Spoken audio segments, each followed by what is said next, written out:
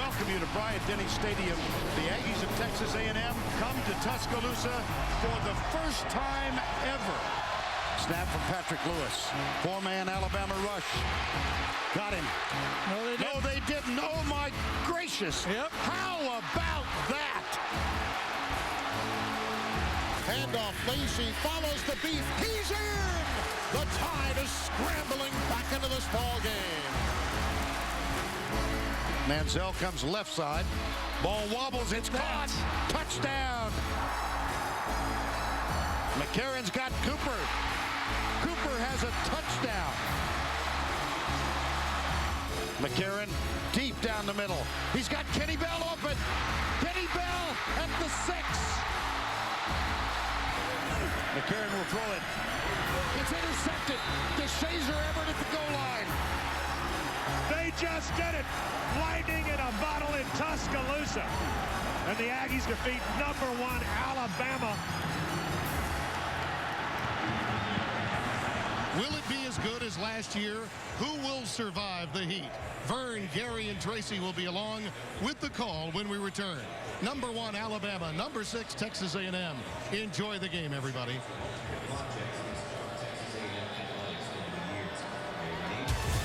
The Home Depot SEC on CBS is sponsored by The Home Depot. Dr. Pepper 10. Nissan. And by AT&T.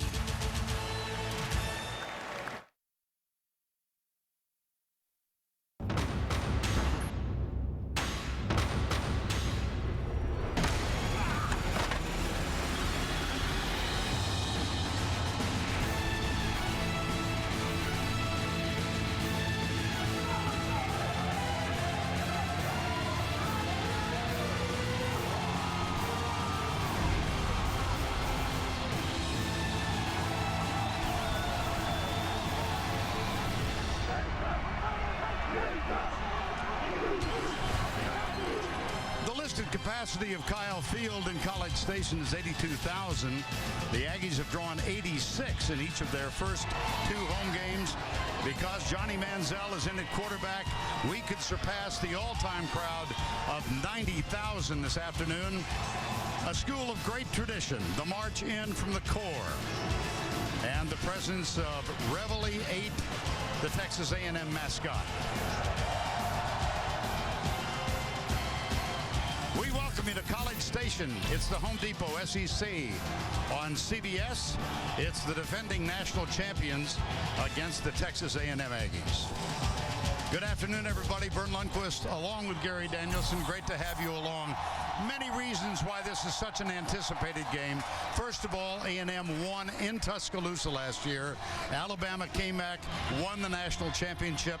But Johnny Manziel managed to become the only freshman to win the Heisman Trophy. He is the most polarizing figure in college sports, in part because of the well-documented off-the-field activities.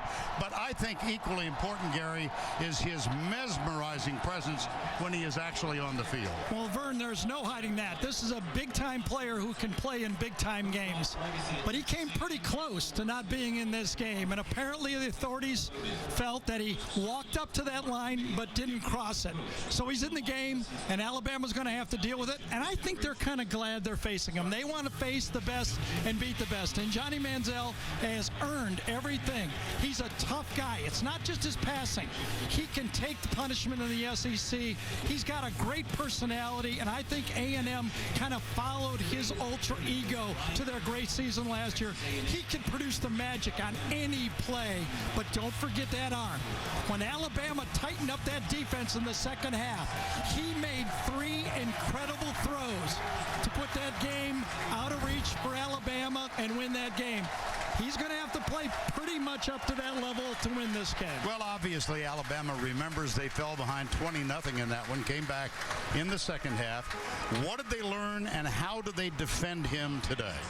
Vern, I think both teams learned something, but what Alabama learned, I think, is you can't play soft. You can't give Johnny Manziel a lot of space.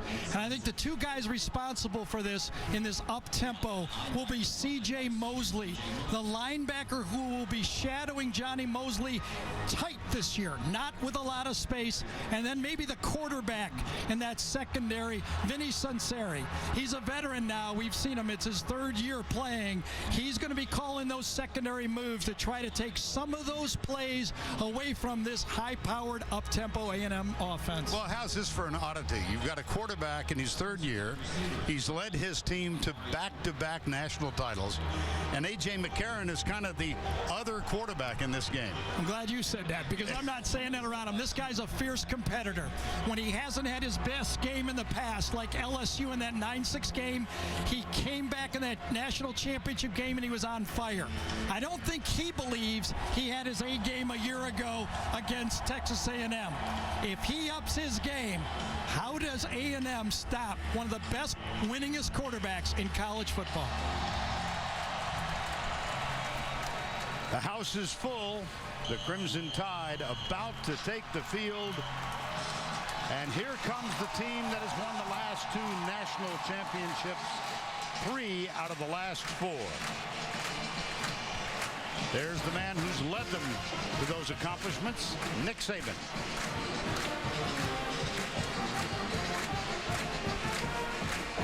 Well, get ready for the roar. The Aggies are playing their third consecutive game in Kyle Field. They opened with a win against Rice and then came back last week and spanked Sam Houston State. And let's go to Tracy with Nick Saban.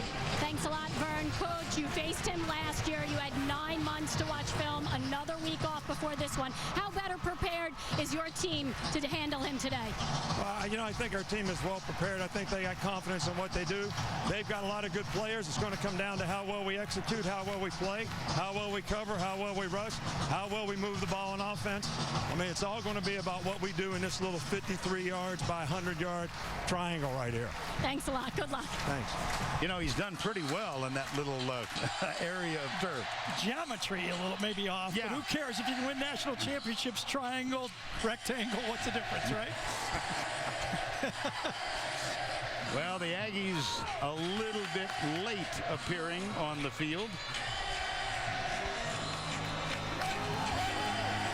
I think we're about at the moment. Sam Miller carrying the 12-man flag, and here comes A&M.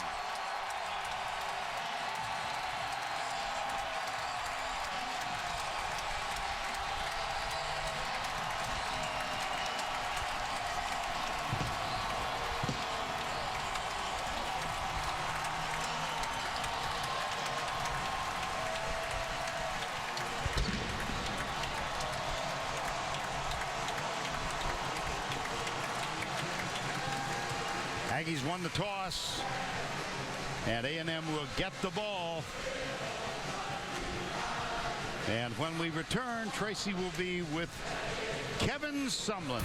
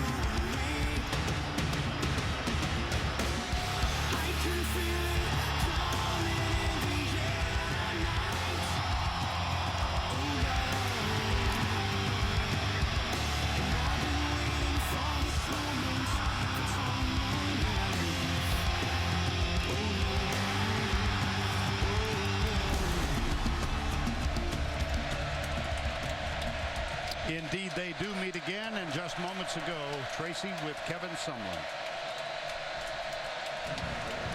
Thanks, Coach. Everyone wants to talk about Johnny Manziel, but they have a pretty good quarterback, too, and A.J. McCarron. You get a lot of players back on your defense. How well prepared are you to stop this offense today? Well, we got a bunch of new starters back in there. Good thing for us because they played in this game before. Feel good about our confidence level and getting our leadership and communication back on defense. We appreciate it. Good luck today. All right, thank you. Tracy, thank you. Aggies won the toss. They have elected to receive. That means Cade Foster will kick off for Alabama. I laughed at the local weather guy last night. He said there's a cold front coming through. Well, it dropped from 96 to 94. It's kind of typical. For the first time this year, Brandon Williams, number 5, is back to return the kick. He's yet to perform this chore this season. And he will bring it out from 5 yards in. But not very far.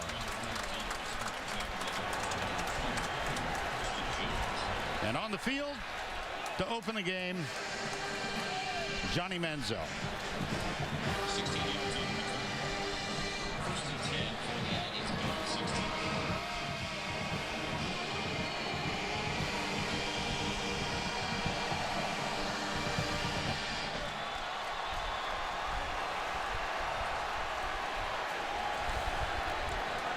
Ben Molina will open as the running back.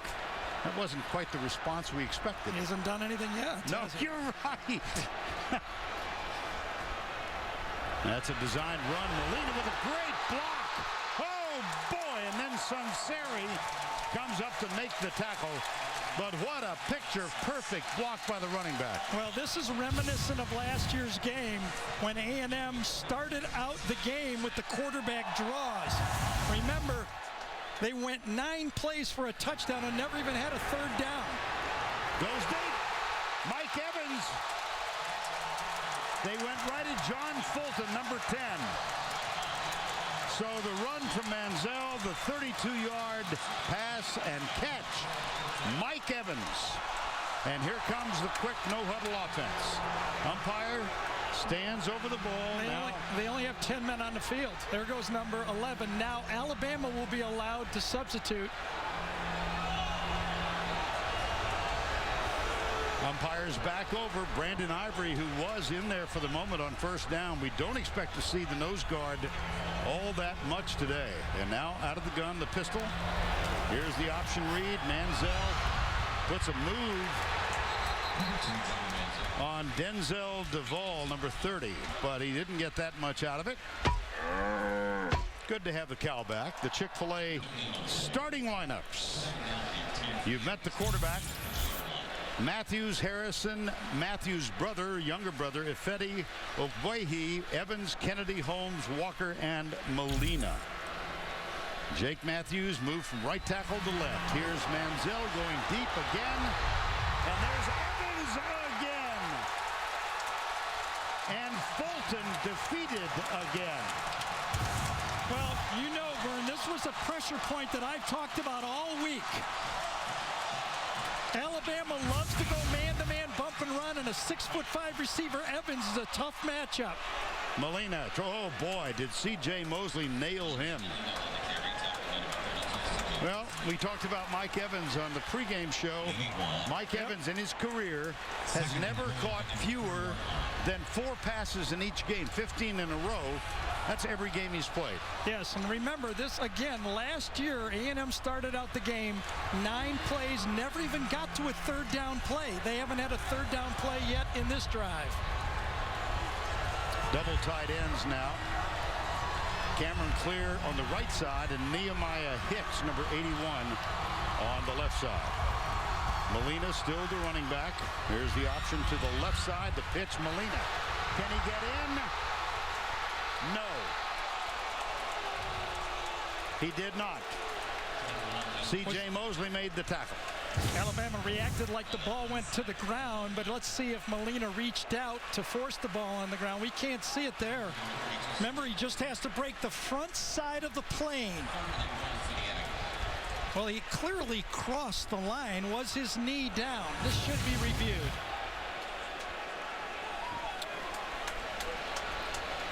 Ben Oldham is our replay official today, and I guess he's reviewed it and decided the play will stand. Whoops, mistake. Well, there's the answer. That's Cameron Clear.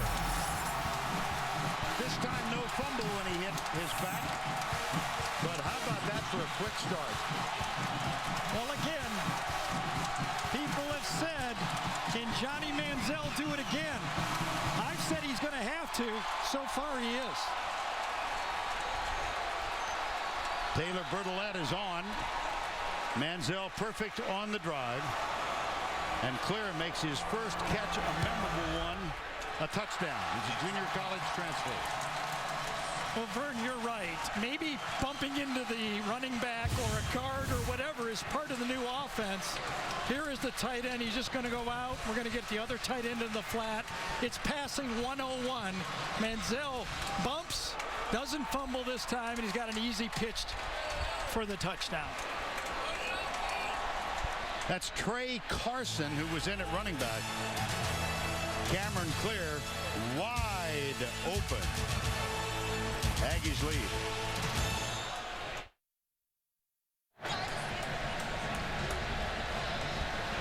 Well, that happened quickly. Well, this offense and this series was scripted. New coordinator Jake Spavital called the play, started out with a quarterback run, then he went to the mismatch to Evans down the sideline, got his right foot in, and then on third down, Manziel bumps into the running back and makes the high throw just exactly the way you want it. Now remember, Alabama's defense is predicated on bump and run with those corners to the outside. Right there, the message for A&M was, if you want to play bump and run, we're going to attack your bump and run. And we're going to run our quarterback. That's a message from A&M to Nick Saban and Kirby Smart. If you want to do it, be ready. We're going to attack it. Taylor Bertolette will kick off. He had 65 touchbacks in last year's 11-2 season, and the two deep men for Alabama, Christian Jones and D. Hart. Christian Jones, in the one game they have played, returned a kickoff 94 yards for a TD against Tech. And this will go in the direction of Christian Jones, and he will follow D. Hart out of the end zone. Will spin move, and a great defensive play downfield by the Aggies by the special team star, Tony Hurd Jr. I thought Christian Jones tried to do too much here. You know, he had the wedge to the right. He got a little bit fancy. He could have got that ball out to the 20-yard line if he would have stayed with the return call.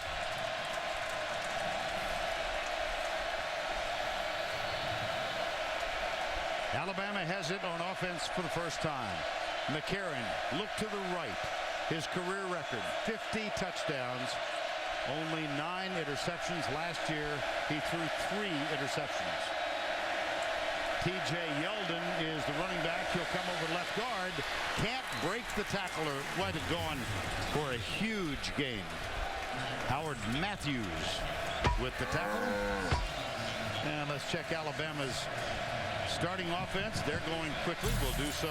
Here we are. Quanjo, Kelly Steen, Shepard, and then you've got the skill positions. Yeldon in the backfield, and Christian Jones opens. Well, now they've got 2 wide receivers, and O.J. Howard is the tight end, tight right, and it is O.J. Howard, in response to having his name called on television, who says, I'm going early. Well, remember, O.J. Howard's the young one. He's the freshman. He's the one that hasn't been on the road in the SEC with this type of atmosphere before.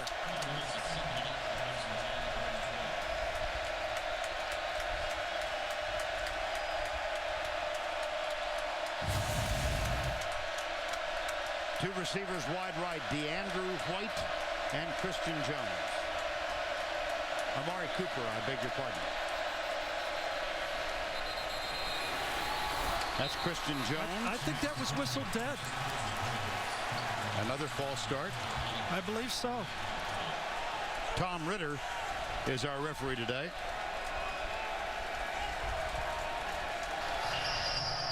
Prior to the snap, false start, offense, left guard, 5-yard penalty, still second half. Ari Quanjo, another young player. Remember, he's in for Chance Warmack's spot a year ago. He leaned back. Boy, you could barely see that, could you? That's cutting it fine. Here's a nit. Let's pick it. 2nd and 13. Quick strike. DeAndrew White. Equally quick defensive play by Tony Hurd, number 4. Defensively for the Aggies, and they got 4 suspended starters back. This is the first time this year that they have the 11 men they expected to start defensively, particularly Stephen Jenkins, one of the 4 who sat out 2 games suspension of team rules. Interesting call. You've got a senior quarterback who's been through it all. You went 3 and out last year on your first series. You don't want to do it again. What do they call? Ryan Kelly, the new center. They call a draw play for Yeldon, and he gets nothing.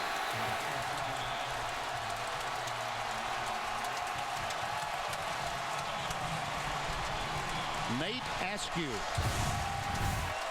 Vern, this was a bad start for Alabama. Remember, Christian Jones on the kickoff return didn't follow the wedge.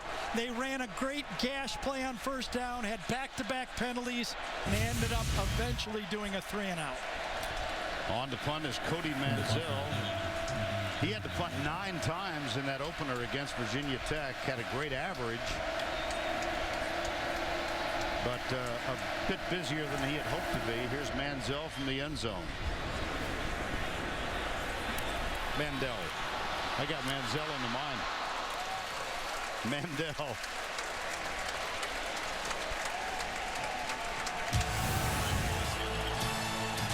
"55-yard punt, 6 on the return."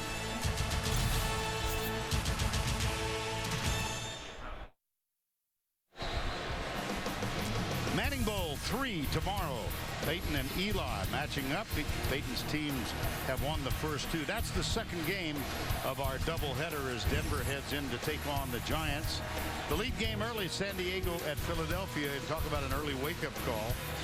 It'll all begin with these guys who are up early every morning. JB in the group. Tracy Wolfson catches a flight back to New York, and she will be on the sidelines with Phil and Jim. The NFL Today presented by Southwest Airlines. Take a look at this. Over the last 11 games, the Aggies have scored almost at will. Here's the designed run going left. Manziel, little swivel hip, and Clinton Dix makes the tackle. Well, it was Jermaine Ifedi who led him around. It was, and some good blocking up there by Ifedi, as you called it. He pulled around and just collapsed the defensive end for Alabama. 4 wides this time, actually 5. 5 DBs. No, make it 6 for the Crimson Tide.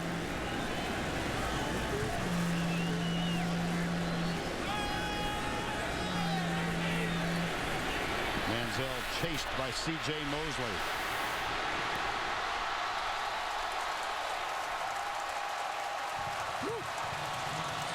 Pretty good stuff. You watch, and after this first down now, Mosley was coming in free. Manziel just beat him, but A&M will go real fast now after this first down. Jarek Williams, number 20, comes in as the 6th Alabama defensive back. They do have 4 down.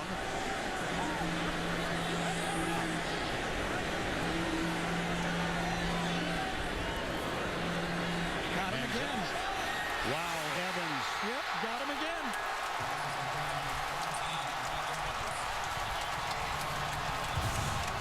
Right at the bottom of the screen, watch him beat the press coverage right from the line of scrimmage.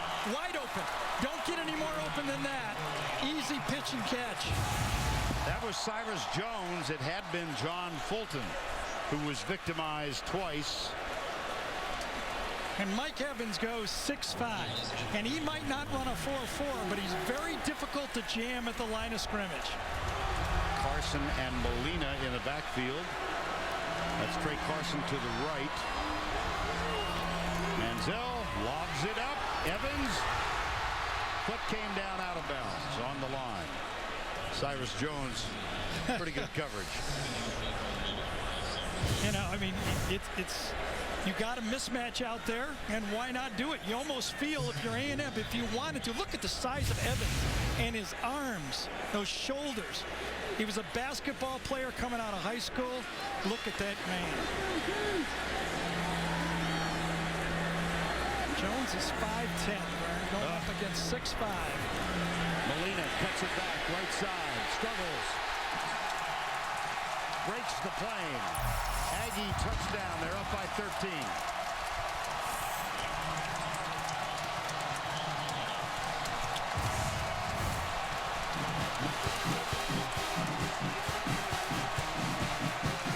They didn't make a lot, but they didn't need a lot.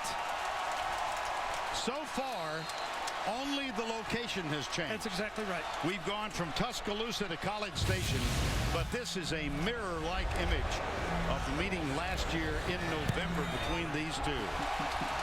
Extra point from Bertolette is up. Kevin Sumlin. Hey, this is kind of fun. When you have a hot quarterback and you have a mismatch in college football, and Mike Evans is a mismatch. He's a big, strong, physical guy, and no matter where you have him, he's man-to-man, and you're afraid the whole time. Now what do we do?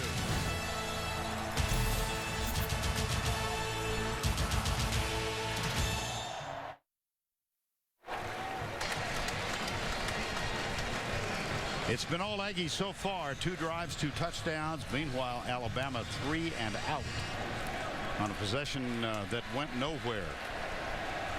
Merton, if I'm calling plays right now for Alabama, I know I cannot put my defense back out there. I got to look at my best group of plays right now and say, AJ, I got to have a drive. Taylor Bertolette will kick it deep.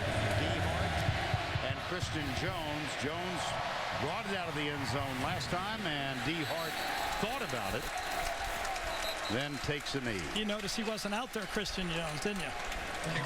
See more of today's game with the all-22 camera angle exclusively on CBSSports.com. Watch the action now live at CBSSports.com/SEC.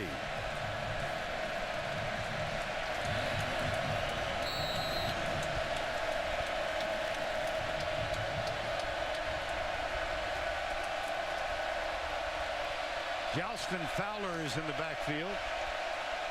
Injured in the first game last season, missed the rest of the year.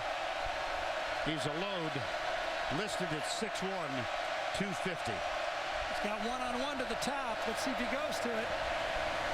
Behind him. Yep. He checked to that play. When Fowler moved over, you knew it was going to be a pass play. Cooper's wide open for an easy one. Definitely behind him. Devontae Harris was covering on the play, but not very well. Basically was giving him that one. Yeah. So second down 10. Cooper and DeAndrew White top of the screen.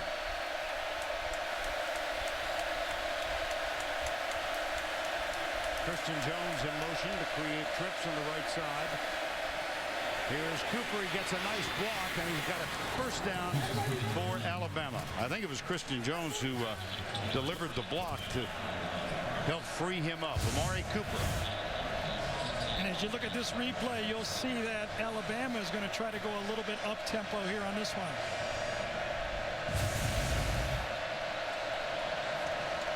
Now Fowler, at least for the moment, to the right side. Jones and Cooper, bottom of the screen. Kevin Norwood is up at the top. McCarron goes that direction, finds Norwood, and they'll move the chain again. See, I think Nick Saban went to his offensive play caller, Doug Nussmeier, and said, we got to take this drive as if it's the last drive of the game. We've got got to have a drive here. Give the ball to A.J. Let him make some plays. We need points. At least a field goal, or more importantly, we got to take our defense off the field a little bit. McCarron with the change of plays. Now let's see if they come right at him with a little bit of a bam play here. There you are. Fowler. Another first down. They've moved the chains on 3 consecutive plays. That's a 16-yard run. Howard Matthews with the tackle. And a lot of people are saying, you know, why isn't it yelled at? Because Fowler is a little bit more like Eddie Lacy. He's that big power back. Now remember, Alabama has to run the ball a little bit because their big plays are out of play action. Chatting with Mark Snyder, the defensive coordinator at A&M yesterday, he said, man, am I glad number 42 is gone. That's Eddie Lacy. Here's McCarron. He's got his tight end open, Brian Vogler. And that's the 4th consecutive move the chains play.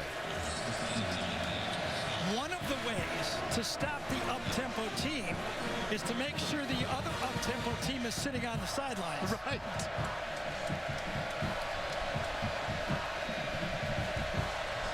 First down and 10. Norwood again, wide right. Cooper, wide left. Not that wide, just outside the hash mark. This is Vogler in motion. Total blitz look by A&M. They did. McCarron, right side, come back to Norwood. That's good. That's a touchdown. Beautiful back shoulder throw. No doubt in my mind that Nick Saban said, A.J., I got to have a drive. And A.J. produced it. One bad throw, and then he came back with a beautiful back shoulder throw and said, you know what, A&M? We got tall guys, too. And we're going to make that throw on you. Got his foot down, and the ball crossed the plane. What a nice answer drive for Alabama. Norwood, the senior, that's only his 2nd catch of the game, but timely indeed. He's listed at 6'2". There's Cade Foster with the extra point. Well, you could see from up here, and it's obviously harder on the field than it is up here, but it was the look. You know, you had press here, you had a crowded box, you could almost bet blitz. Mark Snyder had been up and down the field. They bring 6. You know it's one-on-one. You go back shoulder, and they don't just, this just doesn't happen by chance. They do this every day.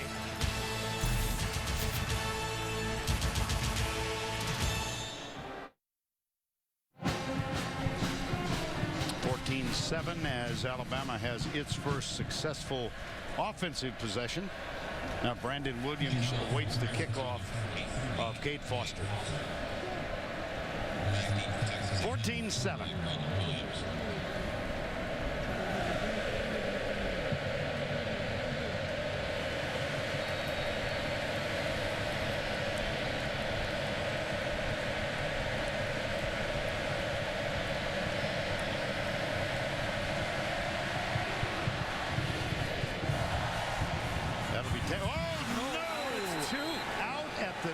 Brandon Williams. Apparently Kevin Sumlin not happy with his returners in the first 2 games. Williams making an attempt at his 2nd. Bobbles it out at I actually like the strategy. I mean, it was a low kick. He could have got it, probably got it out to the 30-yard line, but did not make the physical play. I don't think it was a bad mental play. I think it was a bad physical play. Well, here comes Manziel again. They've not stopped him yet. Do you have any ideas? Vern, have you ever seen those government flow charts? Yes. Well, we've done 28 Alabama games since I've been here with Nick Saban. And here's all the things going through my notes that I've written down what he said about stopping spread quarterbacks. It just happened to be Johnny Manziel. And what he says about them all is you just can't do one thing. There's a bunch of them. From behind. Collins with the tackle. That's Landon Collins. He believes, though, the bottom is the most important. Do your job and trust the call. Stay in your lane, mix the coverages, use a spy, stop the run. With Johnny Manziel, that one maybe should have been a bigger gear in that flow chart. Second down.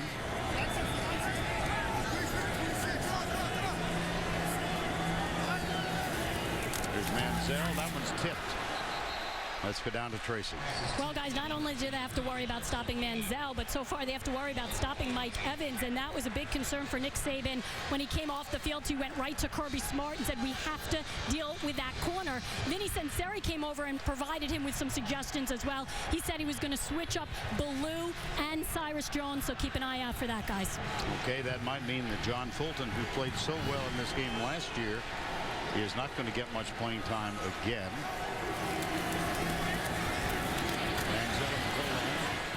He's patient as well as everything else. And look how it pays off. Here's Evans. 13 chased by 13. 6 got him. That is Ha-Ha Clinton Dix. Did the ball come out? They're going to call him down. When we talked to Kirby Smart, he said there will be 6 or 7 plays. Watch Evans come back on this play, about 20 yards on the play, catch the ball, and at the end of it, make the play. That can't quite clear that tailgate. It's a little bit hot up here, maybe a little moisture. Well, we're up where planes are going. Interesting quote from Kirby Smart about those scramble plays by Manziel. Here's a little clip out in the flat. That's Trey Carson. I just want to go back to that flow chart that you... Yeah, that was... we spent about 45 minutes with Nick Saban last night at the Alabama Hotel. And Gary very graciously presented him with his own words. Yes. Did you autograph it? No, I don't think he's after my autograph. Tell you. You don't think? Okay. It was very nice. It was a nice job by our whole crew. Manziel again. Whoa. Defender slipped. There was a great read by Johnny Manziel that time. Had a soft corner. He had the inside slot guy covered, and he just took the easy one to the outside. Jarek Williams slipped on the play. He would have been the one that was responsible for that outside flat. Well, the Aggies have moved from their own 2 across midfield. Let me get back to that Kirby Smart coaching point about Manziel. He said 6 or 7 times in the game, Manziel is going to break us down with a scramble outside the offense. And what he said was, we can't lose them all. I mean, this is really hard when he scrambles. Last year we lost them all. We got to go at least 50% on those. And that's an interesting take on how he looks at that scramble situation. He knows how difficult it is for his defensive secondary when Manziel gets outside the pocket. Manziel is 7 of 9 for the 146. Draw play. Trey Carson going left, bumped out of bounds. C.J. Mosley. Well, defensively, they've not solved the puzzle that is Manziel and the Aggie offense so far. Look at that. Doesn't it seem odd? 3 receivers to the short side and nobody to the wide side. Yeah. Interesting. There's the quick screen. Alabama was confused, by the way. They had a man running off the field as the ball was snapped. Actually think they thought they had 12 and they ended up with 11. I think watch number 42 here. I think it's Hubbard runs off. Yep. Watch Hubbard run off, and that made they played with 10 men on that play.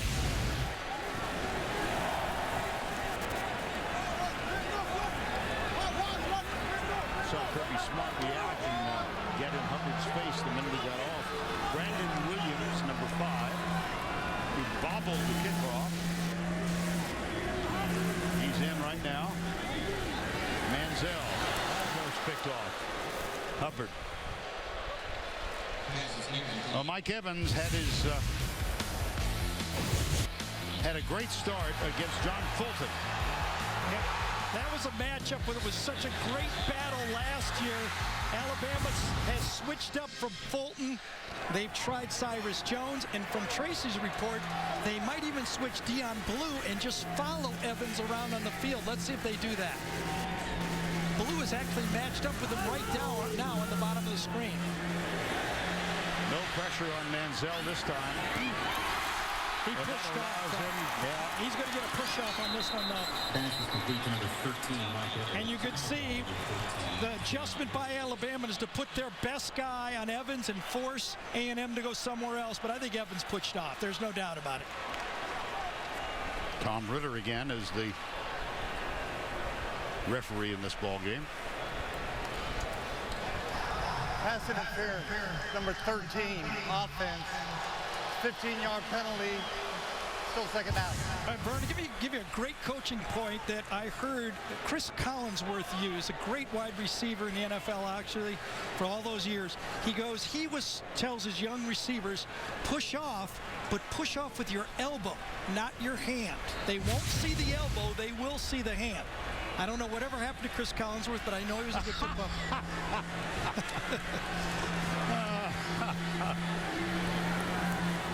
And he's kind of disappeared from view. Here's another pass. It's complete.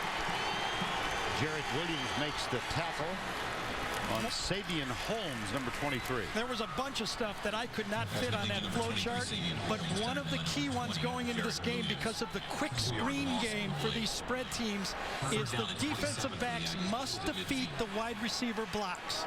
And on that one, they did. 3rd and 26. This drive has come from the 2, 5 wides in this one. Empty backfield. And somebody moved on the left side. It looked like it might be Jarvis Harrison, number 51, the left guard. With this. Yep. Third down. You know, even if A&M doesn't make the first down here, and obviously it's very unlikely they do, it's almost a win for both sides here. Alabama finally got it stopped, and A&M got it off their own 2-yard line where they're going to punt Alabama down at least for a long drive.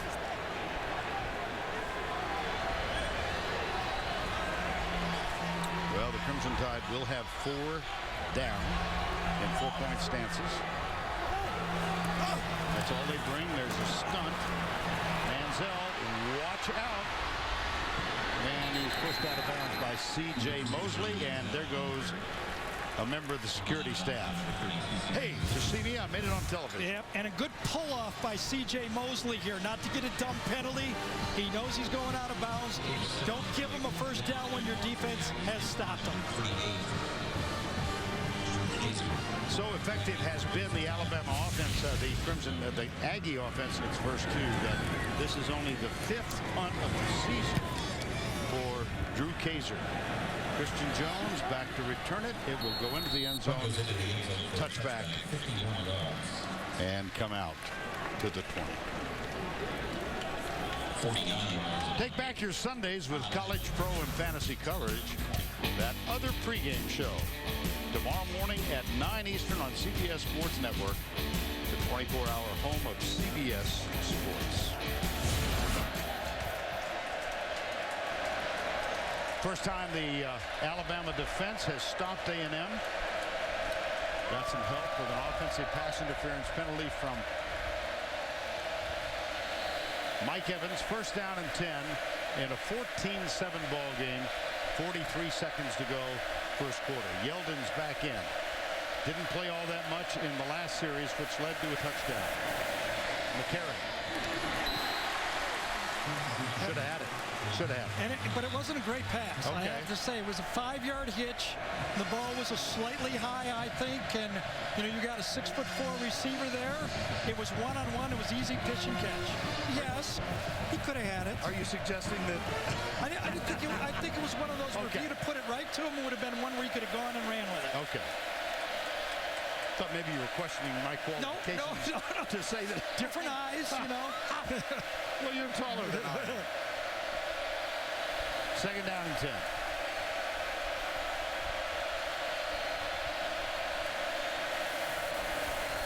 That one took off. Yep.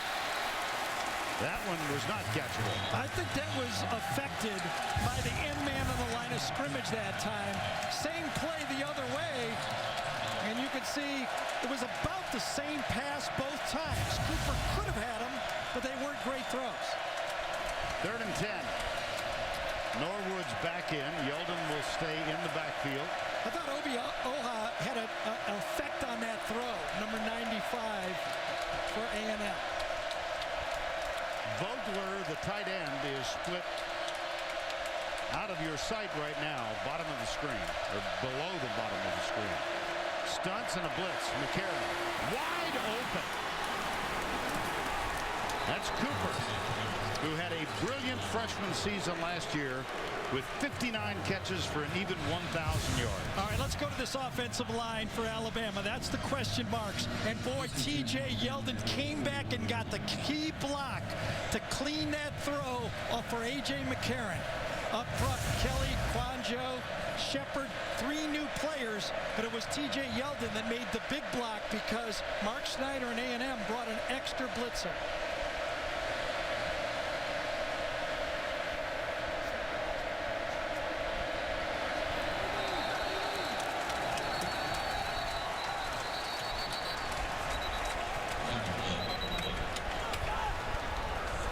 Looks like Cyrus Quanjo might have moved early.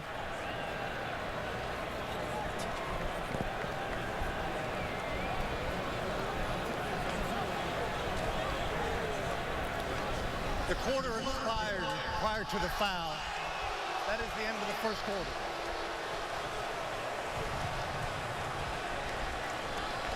Sometimes you get a break. So, no false start. Here's the first. Here's the second. And the third. End of the first quarter.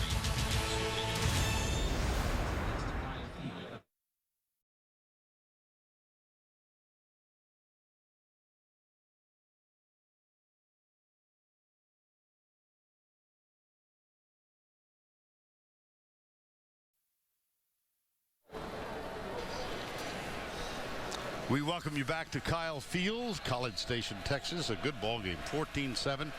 Aggies jumped out to a 14-0 lead, but behind A.J. McCarron, Alabama answered the call for Manziel. Pretty good quarter, 51 yards on the ground and 154 yards passing. We began the second. Vern Lundquist, Gary Danielson, Tracy Wolfson from Kyle Field. Fowler is the running back now. McCarron under Ryan Kelly, his new center, who replaced the All-American Barrett Jones. Play action. Whoops, Vogler. Missed opportunity. Well, it looked like a repeat of last year, the first 2 times A&M had the ball. Very significant, I think, Gary, the answer from Alabama. You know, A.J. McCarron's a clutch football player. We saw it at LSU when he had 1:34 on the clock, no timeouts, their season on the line. He did it, and I felt that drive right there at that point of the game was a drive that he had to have, and he came through. Fowler stays in. It's 2nd down and 10.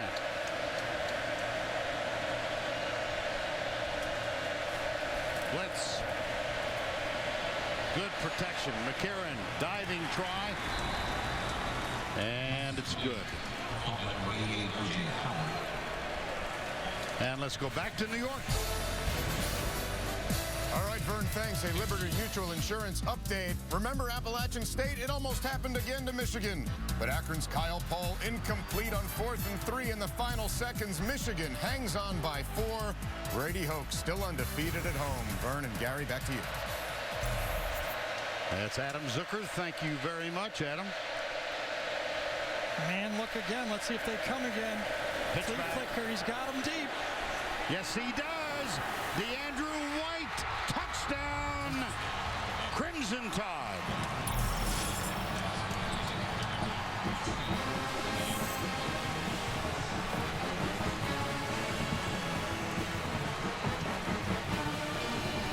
You could see from the pre-read, Alabama had exactly what they wanted. Inside technique, they knew it was man-to-man, and they had the deep ball called.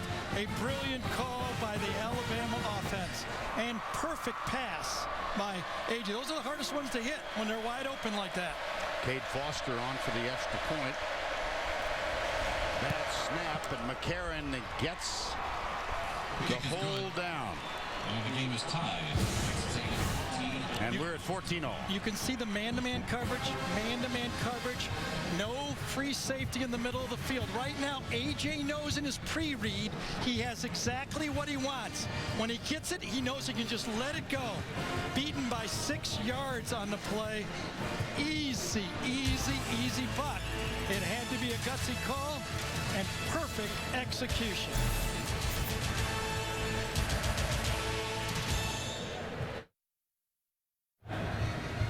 Alabama Crimson Tide with a flea flicker pass that is almost as old as I am.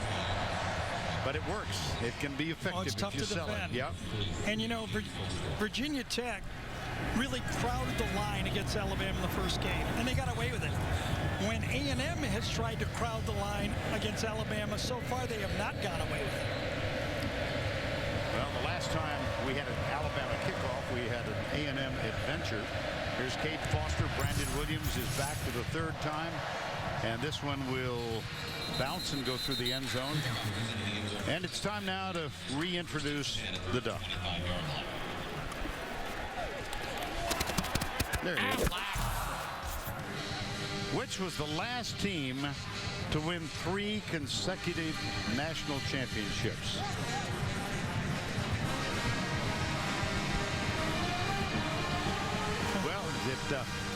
I'm going to give it away, I think, here. I doubt it. I know you don't. This is a good one. But it goes back before the Associated Press poll started. So it's nothing in the 50s, okay? I'm pretty much sure there's not a lot of people that remember this. Oh, don't you know? Oh, now that helps. Oh, dear. Ben Molina with the carry. Now the interesting part, will A&M go fast? See, here's the problem with going fast. Now A&M doesn't want to put their defense back out on the field. Gotcha. Will they slow it down just a bit? Didn't get a lot on first down. 5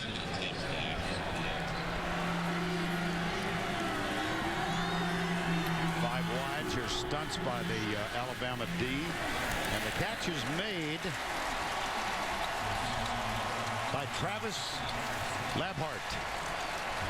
A gain of 12 and a first down. Manziel was not on balance throwing that football, but he got it there. He's such a great athlete. Again, stunts.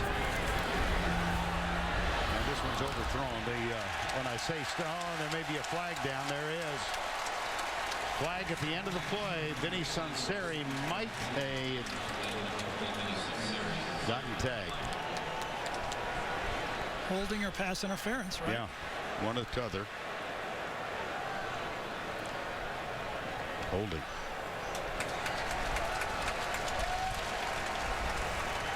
Now remember, this A&M team, as much as they look. Number 3, defense. It's a 10-yard penalty, automatic first down.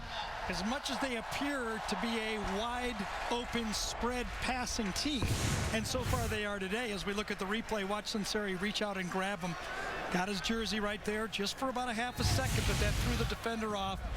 They led the SEC in rushing last year. Remember that. And in the Kevin Sumlin era, they've never run the ball in any game less than 29 times. Right. First down after the holding call, and flag thrown by Tom Ritter, and there's one at the line as well.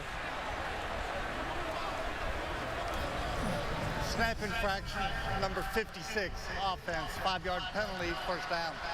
That's Mike Matthews. Oh, hello. Hello. He knew he wasn't supposed to. No, of course not. He got half it right, halfway through. He did the Tiger Woods. You know, I don't want to swing. He just held it off there. Oh, what an embarrassing moment. If you're the only guy who had that as the count. Out on the left side, it's Darrell Walker.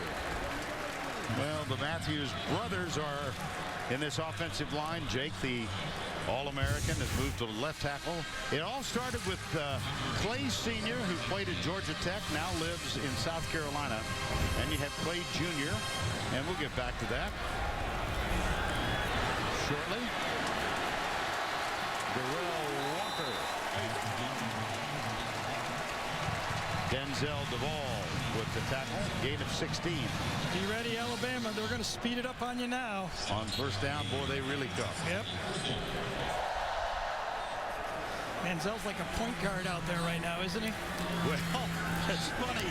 Chuck Gardner a while ago, our statistician, slipped me a note. He said this is like basketball on grass. Yeah, I mean, but he, another guy he played like, Charlie Ward, who ended up being an NBA basketball player. I think he's got a better arm than Charlie Ward. Sorry, Charlie, but he can really fire the ball.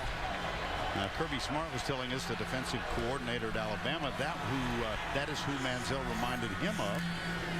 First play of the game, this is what they started the game with.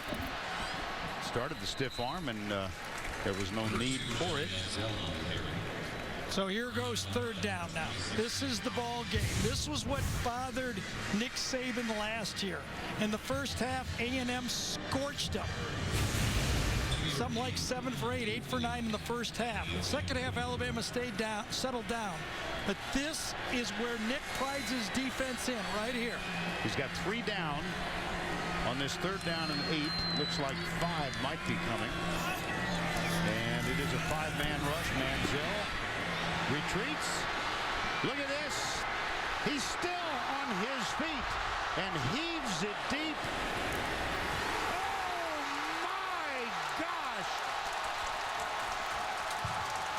Can you say magic? Edward Pope at the receiving end. That's Jeffrey Pagan, a 275-pound player that he got away from. And he might already have Johnny Manziel a signature play for this year now. That's exactly what I was thinking, Gary. There's Pagan. I thought any instant the whistle was going to blow in the grass. And all of a sudden he got away. Mosley got the last hit on him. And then up and making the catch. What a play by Pope. Unbelievable. What a play by Manziel. That is a shocking play. Remember when he bobbled the ball? We didn't know about it last year until we got into replay. Well, there is a player down. Johnny Manziel threw that last one 45 yards for a 12-yard gain.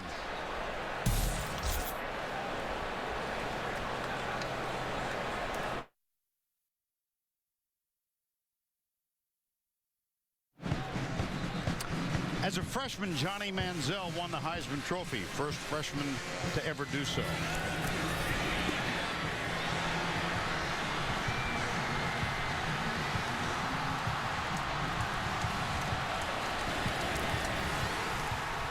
It's only week 3, but that's a pretty good Heisman Trophy moment right there. And when Tracy goes to New York tomorrow, she might want to ask Eli if that reminded him of any throw he made in some game a while back. Eli to David Tyree, right? Yeah, but Tyree didn't, he used his helmet more than he did his hands. Here's Manziel again. Clinton Dix with the tackle. 5,116 total yards last year. He had 1,410 on the ground. Alabama has to be careful not to get demoralized after a play like that. They had great defense on the series, and the guy made a play, a 1-in-100 play. Molina breaks the tackle, the first one of Brandon Ivory. And then Landon Collins finally got there to stop it. I'm thinking of our conversation with Nick Saban last night, and he was looking back on last year's game. He said, we didn't stop them on third down inside the red zone once in the first half. Said we got to hold them to at least one field goal. So now Mike Evans enters the fray here again. And John Fulton is back. Right, because Blue was hurt, right? Right, exactly. So there we got that matchup, but he's off now. Now watch for the slant up top. Instead, it's Manziel down to the 4. Jeffrey Pagan, number 8. Tackle made by number 8. The fellow who will not sleep tonight because he'll be remembering that he thought he had Manziel for the sack on that 3-yard gain. 3rd and 8 play. 2nd and goal at the Alabama 4. This is the 11th play of the drive. 2nd down goal. Carson is the running back. Manziel into the end zone. Intercepted. That's hard to believe. That's hard to believe. Cyrus Jones. Johnny Manziel, it's a terrible mental mistake. Cyrus Jones with the interception. He got too cute, too cocky on this one. He's got a pitch and catch with your 6'5" guy to one side, and he goes to the far side to Williams. What a play by Cyrus Jones, and a turnover by Alabama. Nick Saban, as you said, they needed one of them, and they got a gift, and Cyrus Jones made the play.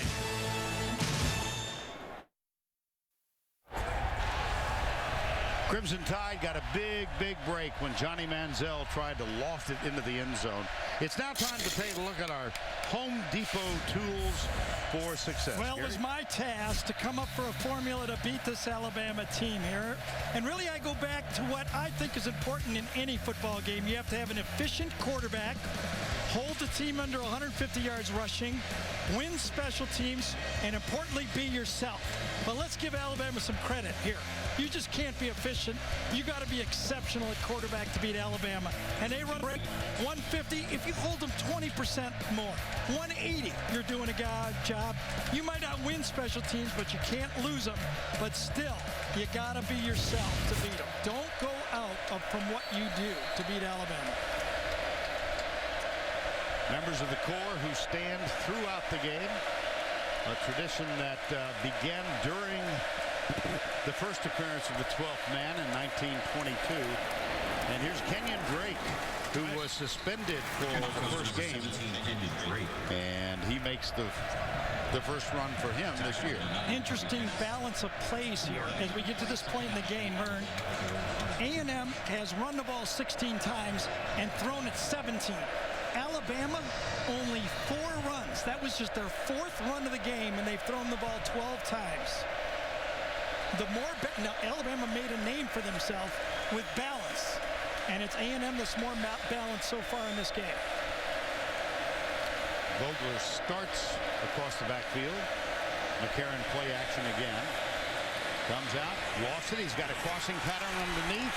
O.J. Howard, who is a true freshman from Prattville, Alabama. And he's going to be a star. He's still lean, but he's one of those tight ends that are receivers. He's like an Ozzie Newsome. How about that? He's a young Ozzie Newsome.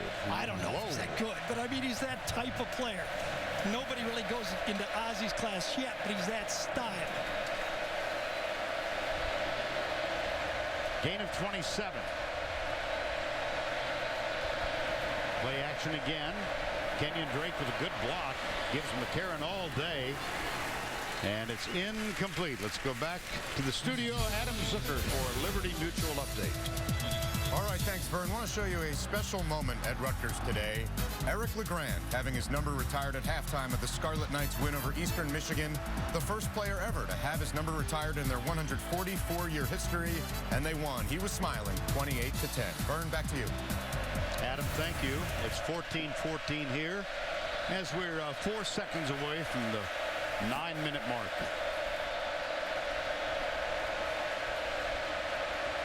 Number 2 is DeAndrew White. He caught the touchdown pass.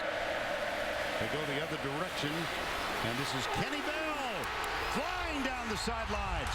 He will not be caught. Go-ahead touchdown, Crimson Tide.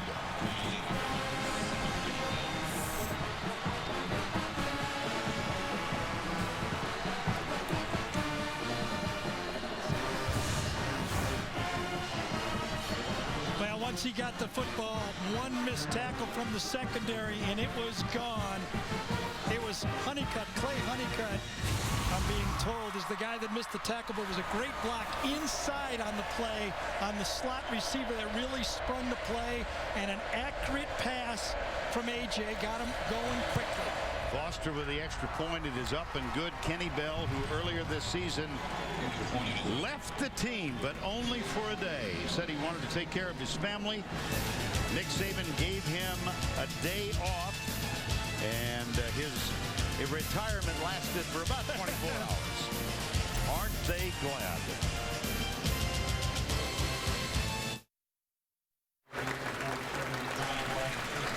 Alabama has come from 14 down. They've scored their last 3 possessions. And let's take a look at the last one. Watch Christian Jones do the little thing right here. Mark Snyder's going to try to get cute here and switch up. He brings this guy in and this guy over. But Christian Jones reads the play, and A&M kind of runs right into the block. A perfect block by Christian Jones. So Christian Jones, who had the great game receiving, punt returns, catching the ball, comes back the next week and does his job. Again, he was supposed to block. He read the rotation perfectly, got the block, and got a big play out of it. And think about how this drive started. On a goal line play, Johnny Manziel trying to, as you said, get cute. And you know what is interesting now? Both McCarron and Manziel have both thrown for over 200 yards with 8.5 minutes, or 8:55 to go in the first half. And they decide to bring it out, does Laquiliante Gonzalez. I was hoping I'd get to announce that thing before it was all over. And time now to cue the duck one more time. Which team was the last team to win 3 consecutive? You've got to go back to the Gophers. 34, 35, and 36. I did? I gave it away, really? All right. Let's set this drive up. Up-tempo team. A&M now, their defense have just given up touchdowns on 3 consecutive drives. Now the pressure shifts to the A&M offense. Okay. They've been stopped 2 straight times. I think if you're Manziel and Kevin Sumlin, you're thinking if they get another stop, they may put another one on us. He comes near side. He's got a man open. Oh, what a collision. No. That was a great play that time, I believe, by Clinton Dix. And there is a flag down. I don't know what he's supposed to do. No, Darrell Walker was the intended receiver. He came across, balls there. Did his head hit him first? Crown of the helmet? I don't think it was crown of the helmet. I thought he was trying to intercept the ball. He didn't lower his helmet at all. They just bumped into each other. He was trying to catch the ball, Clinton Dix was. You see his hands go up? I think that's a good play. The officials right now are deciding, will they pick the seat? Clinton Dix just said I was trying to catch the ball.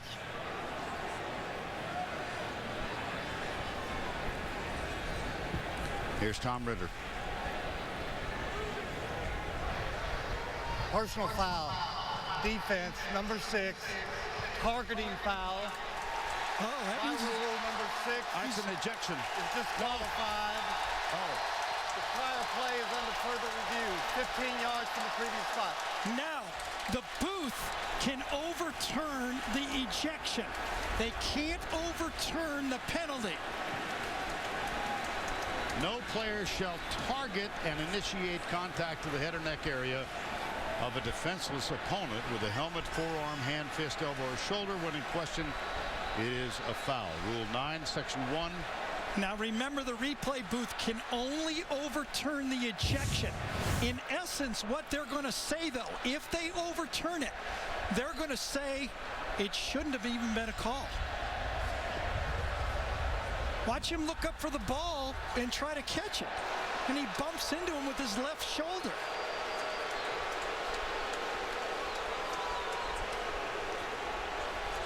He sees the ball, he reaches up.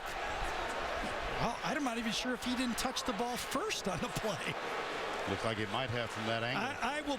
I will make you a bet, Vern, that he at least gets to come back in the game. Ben Oldham again is our replay official. Once the official put his fist to his head, that's the signal for targeting, and it's potentially an ejection from the game. Again, this rule is put in for the safety of the defenseless receiver. Well, I'm guessing there's some discussion going on. And Clinton Dix is one of the most important players in this secondary for Alabama. Comes across, puts his hand up, they run into each. Well, we'll see. You could see the whole A&M bench react to it and start pointing to the official. Now remember, for the referee out there, this is happening 100 miles an hour. Right. And he is being told to err on the side of safety for the player. But now the replay booth has an opportunity to get Clinton Dix back in the game. Not to overturn the penalty, but to get Clinton Dix back in the game.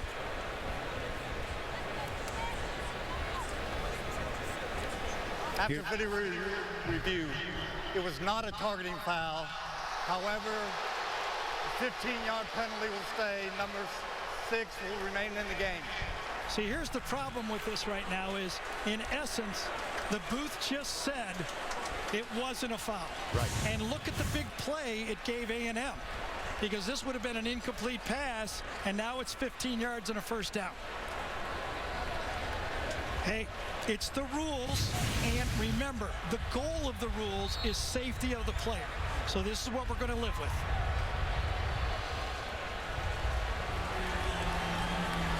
.841 to go in the half. Manziel, this time he cannot escape. Ashawn Robinson, number 86. Ashawn Robinson gets inside, penetration. Gets over the middle from Mike Matthews, is blocked that time. The quick screen to the outside was taken away by Alabama, and Manziel had nowhere to go. Lost 5, 2nd and 15. Molina comes to the near side. Manziel drills it. Inbounds, yes. Molina with the catch. 3rd and about 7 or 8. Here we go again. Manziel doing what he does. You can talk all about, nice job by Molina, running back to do that. Talk all about throwing with your weight and proper distribution, but Manziel makes the throws off balance as good as anybody I've seen. Well, if you believe it's all about 3rd downs, either defending or converting, here we are again. 3rd and 6.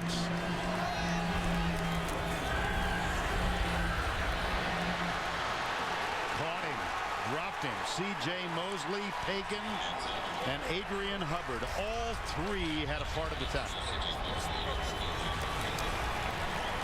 Great disguise by the Alabama secondary. They baited Manziel. They made it look like the inside slot was open, and then they switched after the snap. Manziel thought he had him. They didn't happen, and then the sack happened. Drew Kaiser is on to punt. Flag is down. It's a dangerous call. Did Alabama have too many men on the field? It was 4th and 6, remember. I did not notice it.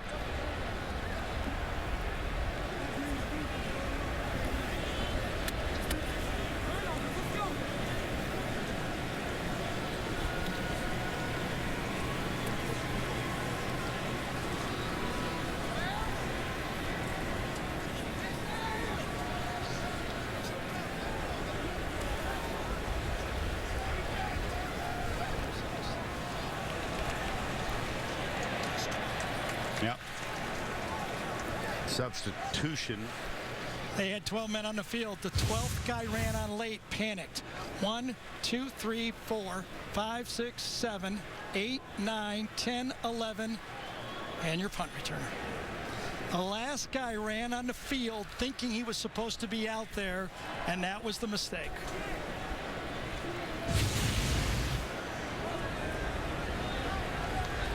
Now 4th and 1, isn't it? Now what do you do? What do you do if you're Kevin Sumlin? You really don't want to give Alabama the ball at midfield. Kevin Sumlin, 2nd year. Here's on the defense. The 12th man came on the field while the ball was alive. That 5-yard penalty will be enforced at the end of the kick. First down. Oh, my fault. Oh, that's the first time we thought we'd refer to Alabama with a 12th man. That's true. But the rule is enforced at the end of the kick. Well, that's a big break for Alabama, because I think A&M would have gone for that play. Sure, I do too.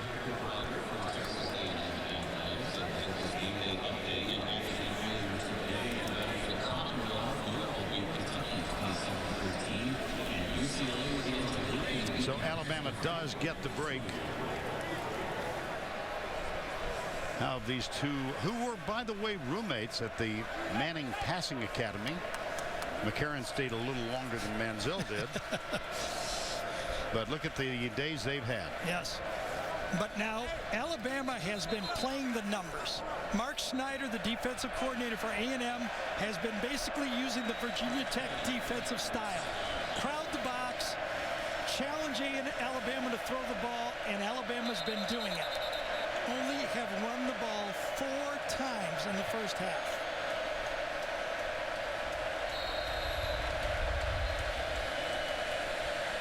A.J. McCarron, 26 and 2 as a starting quarterback for the Crimson Tide.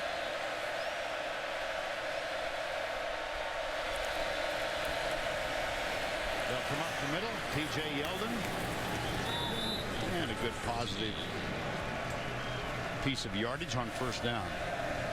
Very interesting to see if Nick gets involved here a little bit and says, you know what I would like if I had my druthers? A drive and score with 8 seconds on the clock at the end of this half. I don't care if it's a field goal or a touchdown. Take up some clock.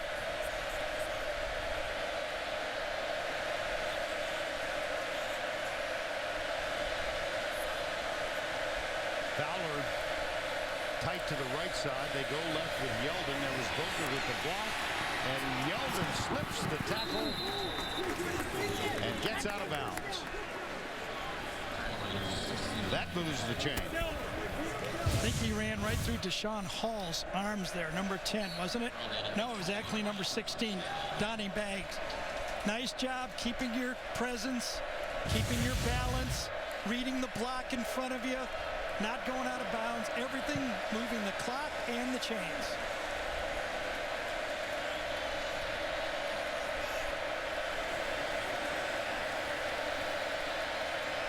A&M playing much softer in the secondary now. Alabama runs it. Yeldon breaks 2 tackles, hit from behind, but holds on. Anthony Steen with the clearing block. Well, last year Alabama obviously used to go left a lot, but now right behind Anthony Steen, one of those returners, turns his man nicely, and Yeldon bounces off a couple tackles for another big play. True freshman, number 45, made the tackle for the Aggies, Jordan Mastro Giovanni. Sounds like he should be a conductor. Right. Kevin Sumlin's going to take a timeout here. Yeah. Well, if you're among those who did join late, this one started out like it was a mirror image of last year's game. The Aggies scored 14, but Alabama's come back with 3 TDs to take the lead. 21-14, Crimson Tide leading Texas A&M. Let's take a look at today's Facebook poll question. Which team had the greatest run of success this decade? Southern Cal, Florida, or Alabama during the current time? To vote, log on to facebook.com/SEC on CBS to make your voice heard.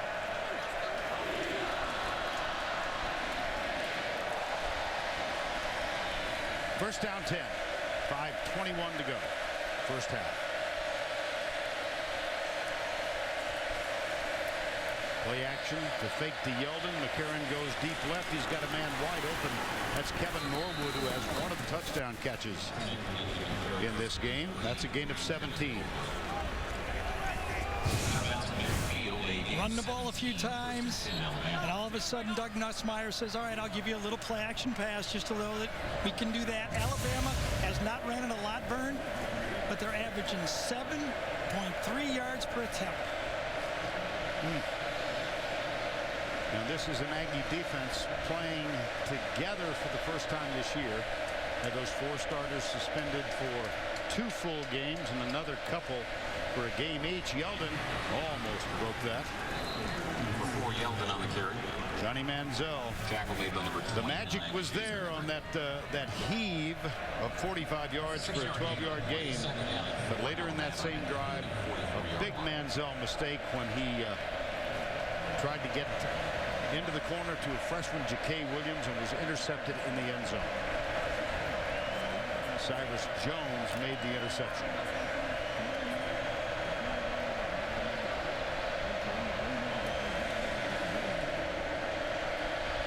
A&M's outnumbered to the left.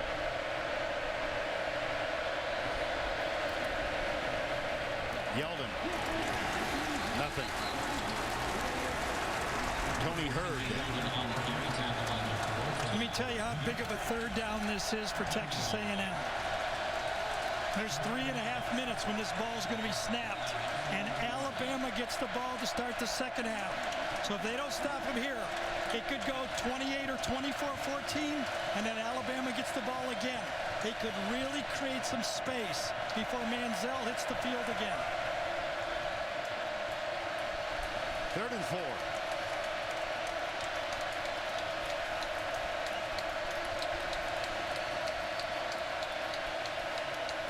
Three-man rush across the middle. Got it. Vogler. And a first down at the 32-yard line. I'll tell you, that offensive line that Virginia Tech put pressure on A.J. McCarron have done a great job here. That was Manziel's third choice. He wanted to go to Cooper. He wanted to go to the corner route. Excuse me, Matt McCarron's third choice on the play. And he came back to the tight end on the play. Well, it is an offensive line with 3 new starters, replacing All-Americans Chance Warmack, Barrett Jones, and another guy who's been in the news recently, DJ Fluker. No help up here at all. Deep. No help deep. Now they back off at the last minute. McCarron sidearms it and completes it to Kenyon Drake, the running back. We did have a chance to talk to A.J. McCarron last night. We've not had a chance to talk to Johnny Manziel. Well, we didn't get a chance to talk to A.J. his first 3 years either. Well, that's true, too. But Vern, they got to earn their chance to talk to you. Oh, you know that? Brother. Just some simple little Heisman. That doesn't get you in the room with Vern Lundquist. I'll tell you that right now. You know, Tracy has something on both of us. Tracy Wolfson. She did a one-on-one with Manziel at Media Days last summer. The Wolf. Kenyon Drake in the backfield. 2 minutes to go, first half. Here's Drake. Remember what you said, Gary, how susceptible they were to the run. Let's check in with Trace. Well, guys, that's right. I did have a chance to sit down with him at the SEC Media Days, and it was amongst all the craziness that has happened. And I asked him, what is your motto? And he said, live hard, play hard. And then he just looked at me, winked, and then gave me another motto that I think he would rather us, tell to the audience instead, guys.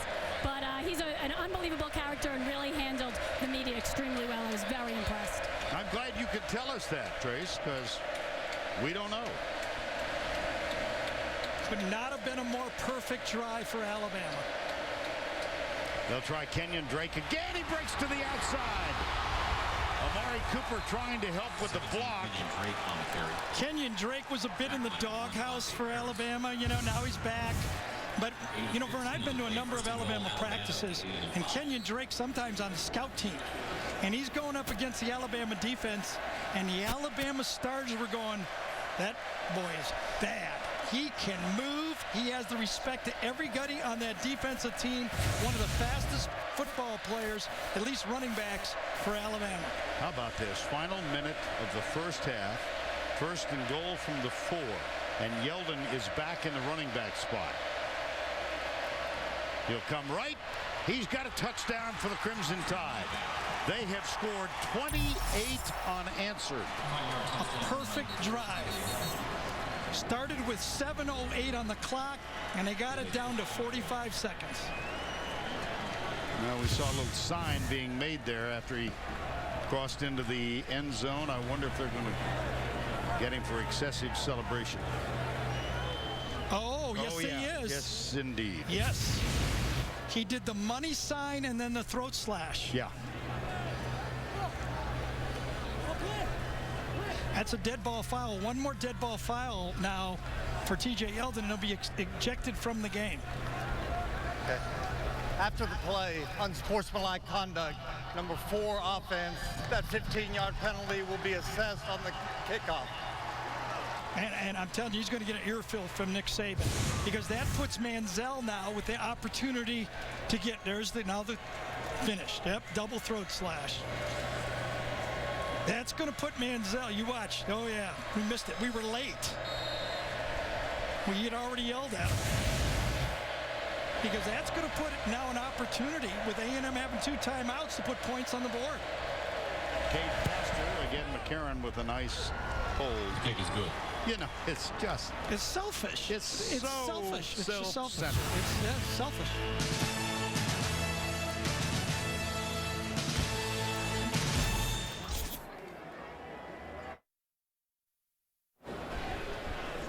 (28-14) Alabama, but Yeldon called for the unsportsmanlike. How's Johnny Manziel fared today? Well, he's making the plays like we know he can. He's just too good to shut out, and as we said, he can produce magic.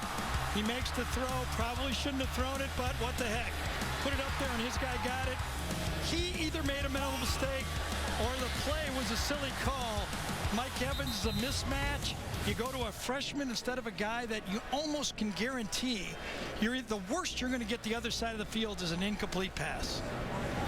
Well, the Aggies got it back with 2 timeouts remaining and a 15-yard penalty tagged on, so the kickoff will come from the 20-yard line. It's a good thing T.J. Yeldon's such a good football player, because if A&M puts points on the board, he might have a rough halftime. Laquiliante Gonzalez and Ben Molina await the kickoff, and they've moved up to the 15-yard line. This will be Molina at the 22. I beg your pardon, it's Gonzalez. Well, it's great to have the studio moving alongside with us, and so when we come up with a Geico halftime report, Tim, Spencer, Brian, and the gang. I think Tony Barnhart is here. I know he's here. Yes, he is. Yes. And they'll be coming along shortly. 40 seconds to go. That's a lifetime from Manziel. Look at this, 270 yards already. There's Manziel coming left.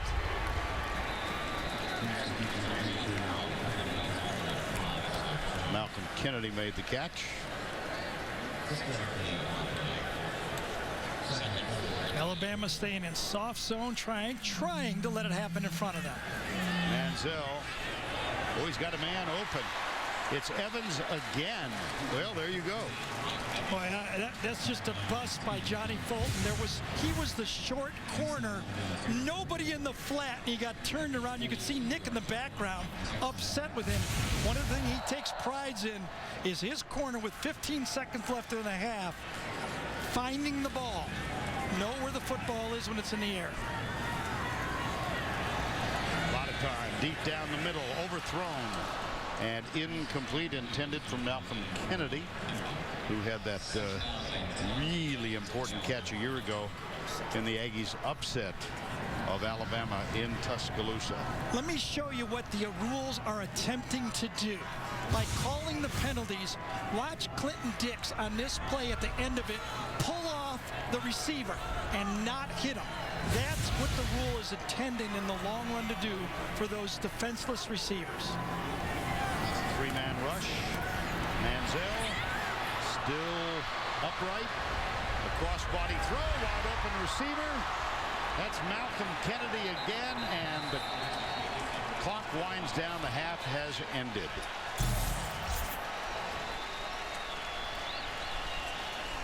I'll tell you, it was a gutsy comeback by A.J. McCarron in Alabama, because they were knocked down early in this half.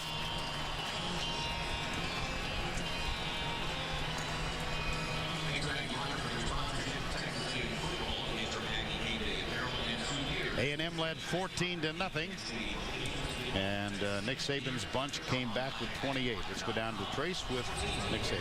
That's right, Vern. Coach, you started out down 14. How do you like how your team, though, just rebounded quickly there? Well, I like the resiliency that we're playing with. We're doing a really good job on offense, controlling the line of scrimmage, throwing the ball, making some plays. But we got to play better on defense. Too many mental errors. You know, guys aren't trusting and doing what they're supposed to do. So, you know, they're a good team. So every time you don't do what you're supposed to do, you pay for it. Speaking of mental errors, what did you say to TJ Yeldon after that touchdown? Well, you know, that's not us. All right, that's not what we do. All right, so, you know, it costs a 15-yard penalty, which could have gave them an opportunity to score. So it's not smart. Appreciate it. Thanks a lot, Vern. All right, there's the reason for the 15-yard penalty. First, the give me some money sign, and then the throat slash. That's the end of the first half. Score is 28-14. Tim Brandel will be along with the Geico halftime report after this word from your local station.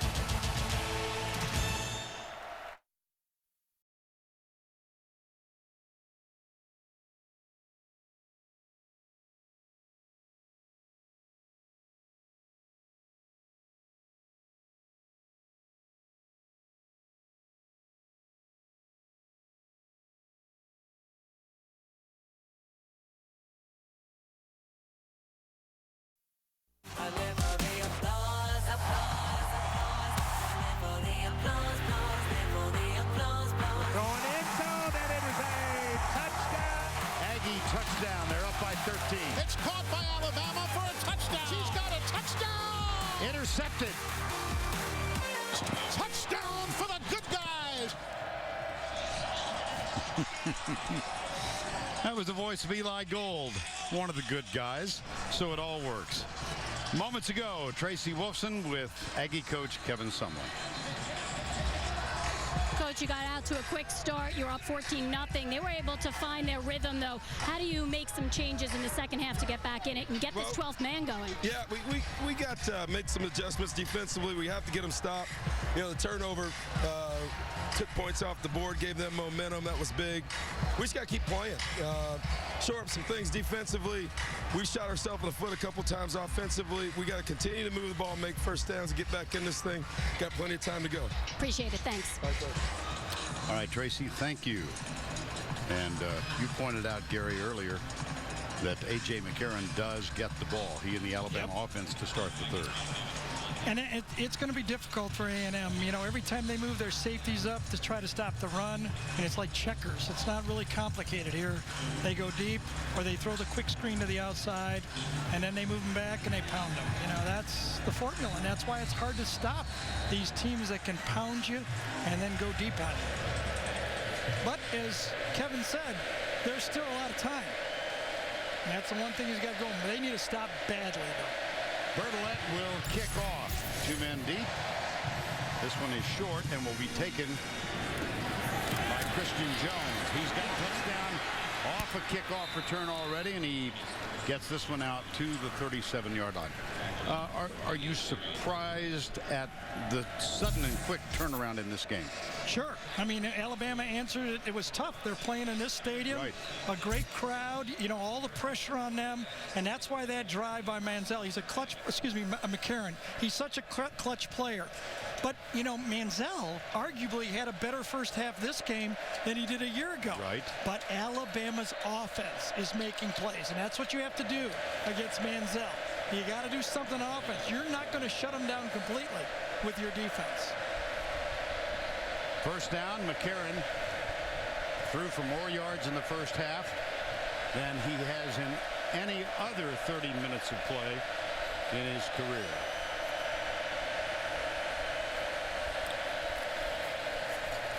Misread by McCarron. Yes. Yes, it was. Intended for Cooper. Let's take a look at first half trends. Manziel. Yep, I mean, we talked about it, Vern. I mean, he had maybe arguably a better first half than a year ago. But A.J. McCarron answered the call. I mean, it's tough. People do not understand how hard it is to do that. It's the play that Mike Evans didn't make more than the 5 receptions he did make. That may be the story of the first half, though. Second down 10.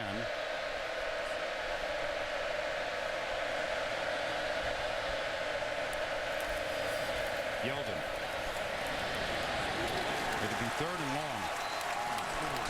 Julian Obioha made the tackle. You know, on the first down play, Vern, A&M baited A.J. McCarron into a checkoff quick hitch. And really, it was the wrong call. He threw it right into coverage, and now they got behind the down and distance chains.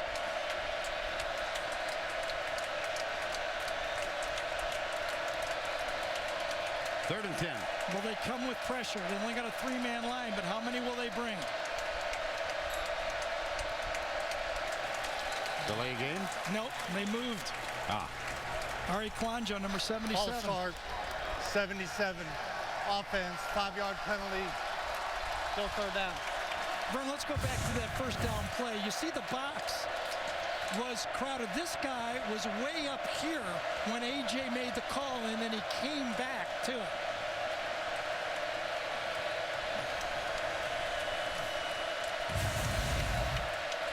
Third and 15.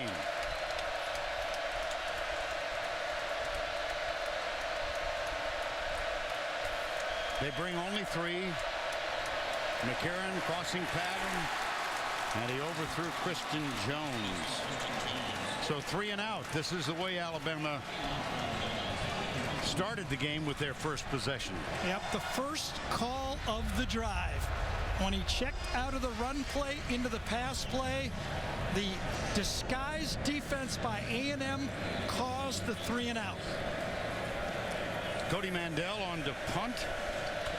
And Devontae Harris, number 1, is the deep man. That's Sunseri, the protector, number 3.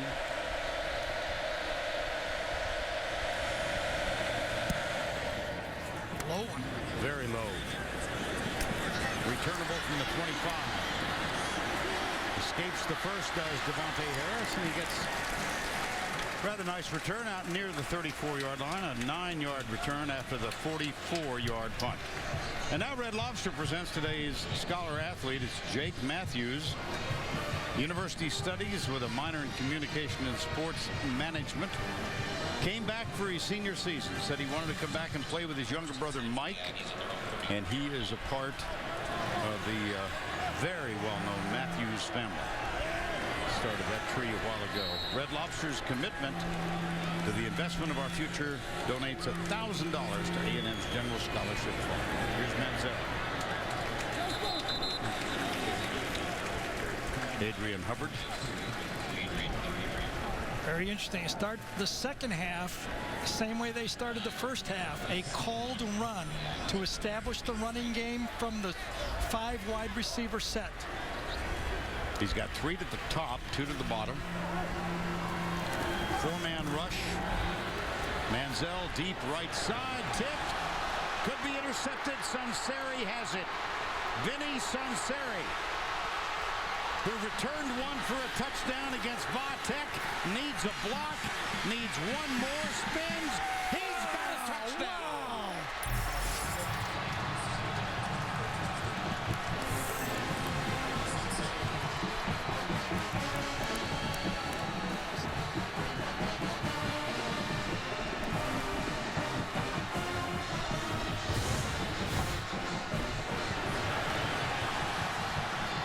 Wow. You get a decent play like that on the inside and you get it to one of your playmakers, Sunseri just can smell that goal line, gets the blocks from behind, gets the blocks from the front, and takes it to the house. Foster on for the extra point. Second interception thrown by Manziel in the ball game. Jarek Williams, number 20, I believe is the guy that made the play. He's covering the slot right here. Watch him. The ball's going to try to go right down the hash. Trying to throw the verticals.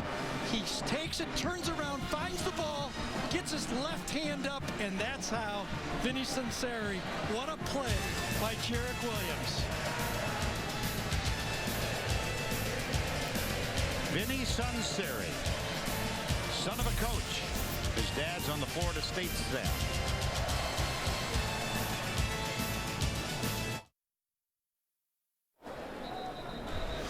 Now the Manning Bowl Coming up tomorrow, a doubleheader on CBS. This will be the second game.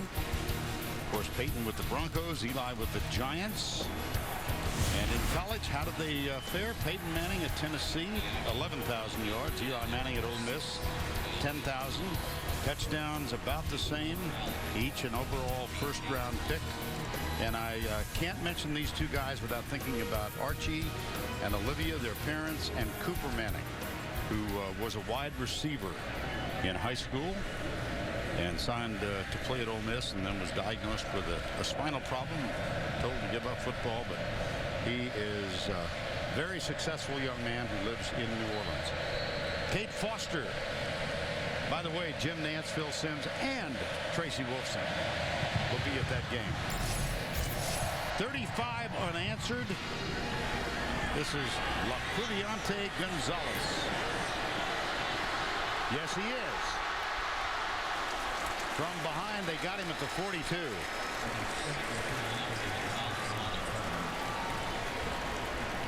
Gary, let's revisit that interception. Yeah, we watched Johnny Manziel after he throws the play. Remember, a lot of people were recruiting Manziel as a defensive back. Watch how aggressive he is coming up. Sunseri had to dodge Manziel. He was laying out for him. Sunseri had his eye on him the whole way and made Manziel miss. Great play, though, by the slot defender, Jarek Williams. You know, that was the play. Yes, and it looked like it might have bounced off his helmet. It could have, yeah. but it was one of those back shoulder throws that you do all the time. You throw it right at the defender, and you figure he's not going to turn around and make the play. First down carry by Trey Carson. Trey DePriest is in there now, number 33. It just feels, Alabama obviously are more aggressive on defense, but it does not feel like A&M is making the mistakes this year. Alabama made the mistakes last year. Alabama turned the ball over last year 3 times. This time already, A&M's turned it over twice. And remember the push-off by Mike Evans down here when they really had it going to kill another drive. Good snap. Molina for the second time, or number 1. Molina on the carry again. 35-14 with Sunseri. First interception for a touchdown 2 weeks ago against Virginia Tech.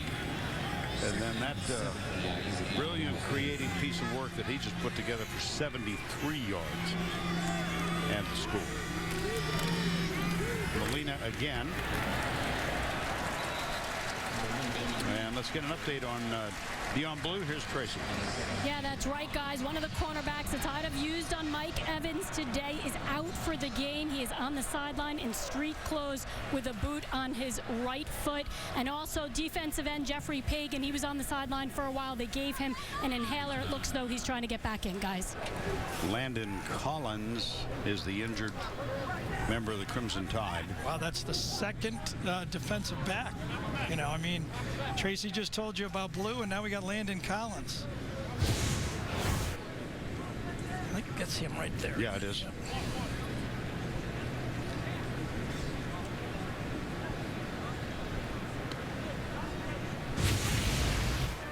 Well, he's being helped to his feet. But we're going to take an opportunity to step aside. We'll get a report in a second.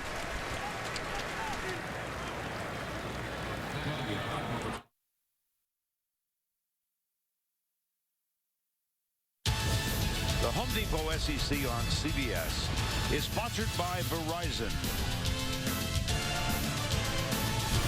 Geico, Ram Trucks,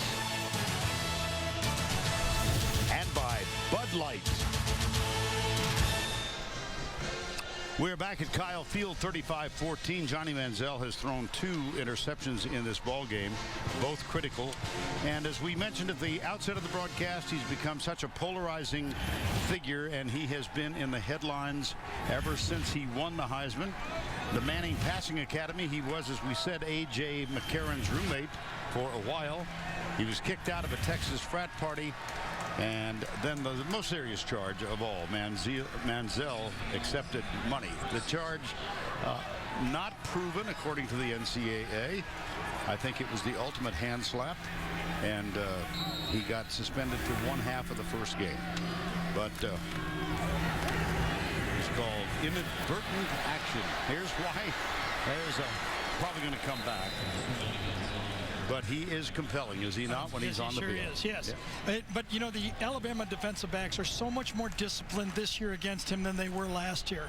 That time they ran a play-action pass, nothing open. You could see holding on the backside that time, and I think it was actually Jake Matthews that time that got the holding penalty, 75. Holding, number 56. Oops, 56, Mike Matthews. Penalty, replay first down. Mike Matthews, the center, younger brother. His first year as a starter. Well, and their father, Bruce, who is a Hall of Famer with the Houston Oilers, is in town at the game because the Titans play the Texans tomorrow. There's Molina with the handoff. And here it is. I bet A&M fans are going, well, why aren't they going fast? Well, you got a defense that can't stop anybody.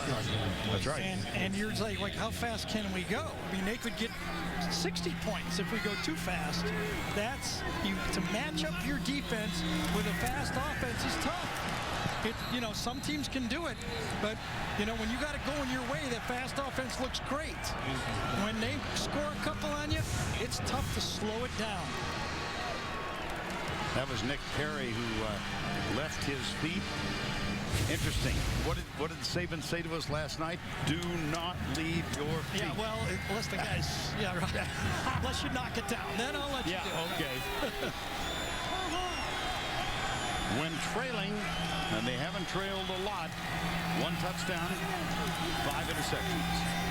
He pumps once, goes deep left side. There's a shove, and Darrell Walker can't hang on, but there's going to be an interference call, I think. John Fulton thought it was against Walker.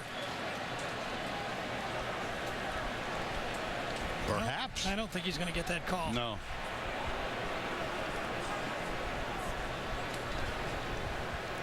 Pass interference, number 10, defense, 15 yards from the previous spot, automatic first down.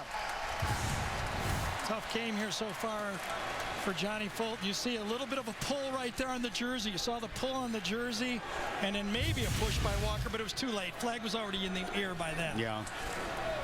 You know, Kirby Smart told us about John Fulton last night. He said, you know, if he hadn't played as well as he did last year, it would have been really ugly. He said he fought his butt off last year. Draw play.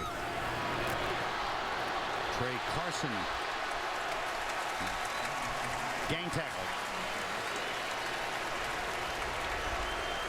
Well, we haven't heard the announced crowd yet, but it might be a record breaker here at Kyle Field. The Aggies in Alabama, only the 5th time 2 top 10 teams have played in this stadium. 5th time ever. Here's Carson going right, and the Aggies jump up to a 14-0 lead, but Alabama has fought back with 35 unanswered. A.J. McCarron led the way. A critical interception Manziel threw in the end zone, and then one he threw at the 20-yard line, returned 73 yards by Vinny Sunseri for a touchdown. Take a look at the Verizon Red Zone stats for the day. 2 touchdowns on 3 trips inside. They did turn it over on that little lob pass into the left-hand corner of the end zone. And another player down. This is Adrian Hubbard. Now, they can't afford to lose him. He is one of their speed receivers. Excuse me, rushers.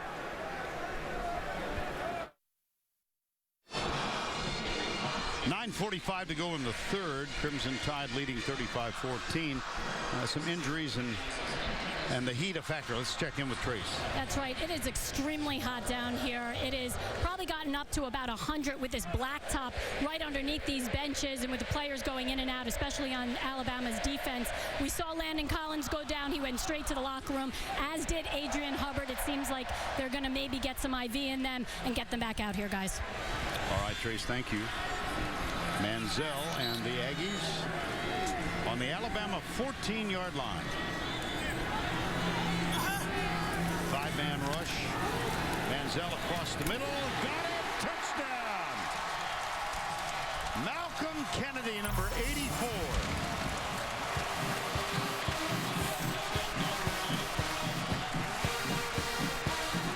Malcolm Kennedy was the inside slot, and he beat Nick Perry to the left. Nick Perry had no help inside, and he let him get inside of him for an easy throw. Malcolm Kennedy was a split wide receiver last year. He's moved into that Ryan Swope position as a slot, and still a lot of time left in this game. Sure.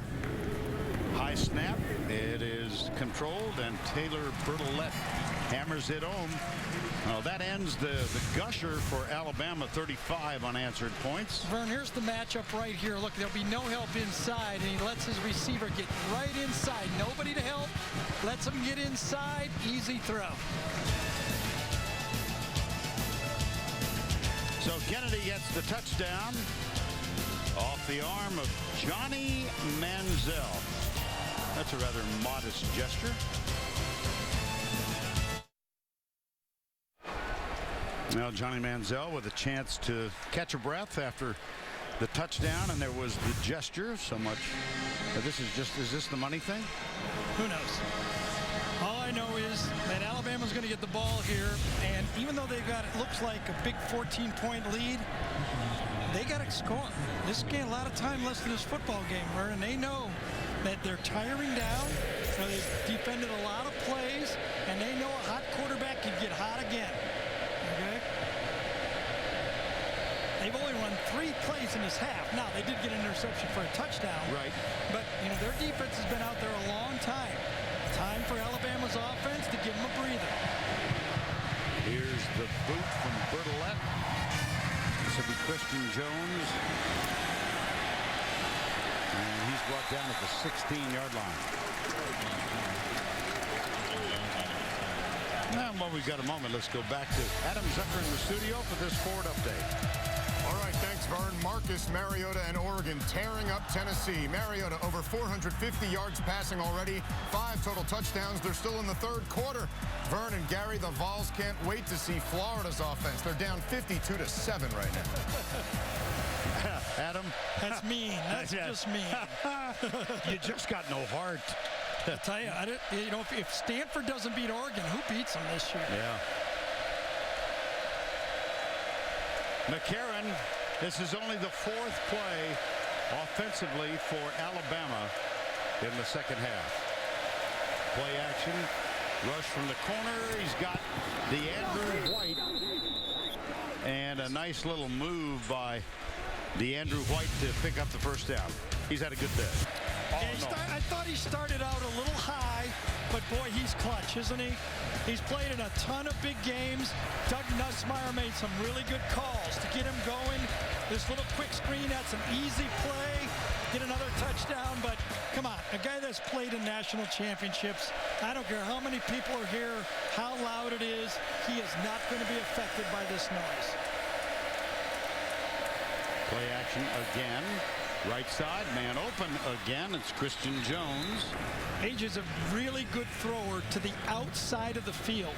I don't know if you remember that national championship game a couple years ago. He must have completed against LSU 8 throws near the sideline.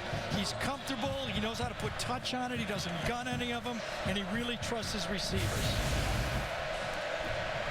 Clay Honeycutt was defending them.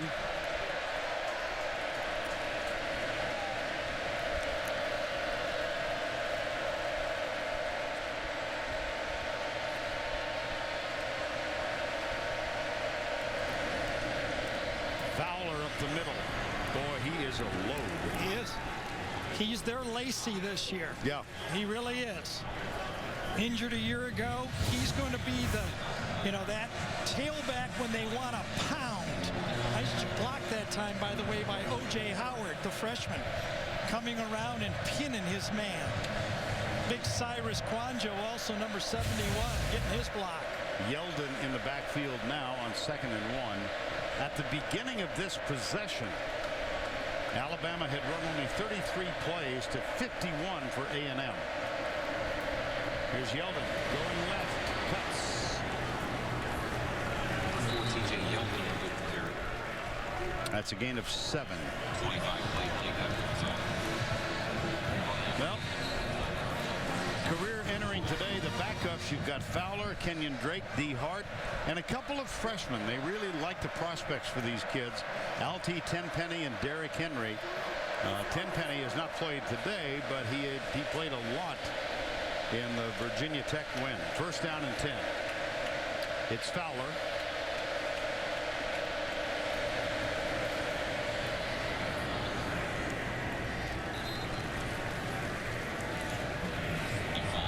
Well, this is the mash type block and running right behind Ryan Kelly, Harry Kwanjo, Anthony Steen.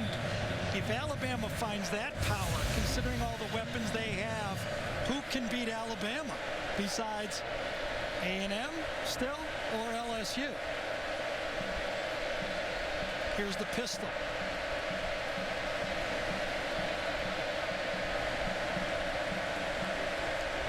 Yeldon, the running back. Cooper, bottom of your screen. Four-man rush. They slant to the right. Here comes Yeldon. Out of the tackle. Sideline tripped him up. Howard Matthews was in the area, but it's another first down. That's a gain of 11. Well, if this O.J. Howard, the freshman tight end, ever learns how to block like this. Actually, it wasn't him that time, was it? They put a sub in that time. It was Brandon Green. Brandon Green that time came in. I thought it was 88, but it was 89. They keep flopping in these players. It's not like they don't recruit well here, right? Exactly. At Alabama.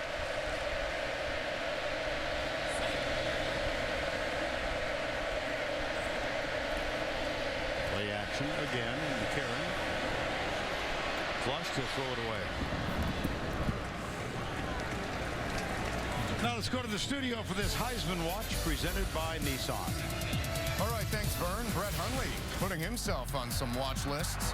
38 straight points for UCLA today, including 3 touchdown passes in the third quarter by Hundley, who totaled 355 yards. A 41-21 win in Lincoln. Teddy Bridgewater overcoming a shaky start for Louisville. 250 yards there. Braxton Miller, a game-time decision tonight at Cal. Vern, Gary, back to you. Adam, thank you. Second down 10, 35-21 with 5:40 remaining.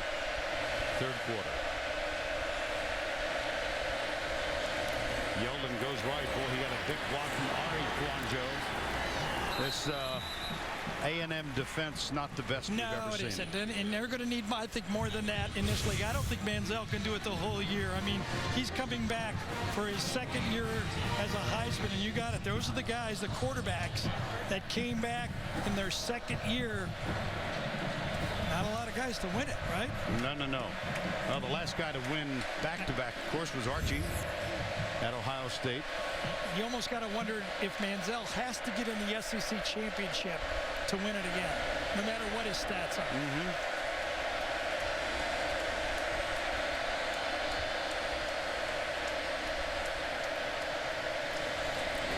Yeldon, nice move to the outside by Cyrus Kwanjo and Ari Kwanjo, both of them, the Kwanjo brothers, with blocks on the left. That's a gain of 11. Yeah, look at that. Ooh. Unbalanced line that time, and they run towards big number 71 and 77, and you get the feeling when Alabama has the ball, if they don't make a mistake, like a bad audible call down here by McCarron or dropping it on the ground, it's like a race car being one lap ahead. If they just don't run out of gas or get in a wreck, they're going to win. Kenyon Drake in the backfield now. That's Vogler, number 84. Fowler also to the left. They'll run power right up the middle. And Drake is in for the touchdown.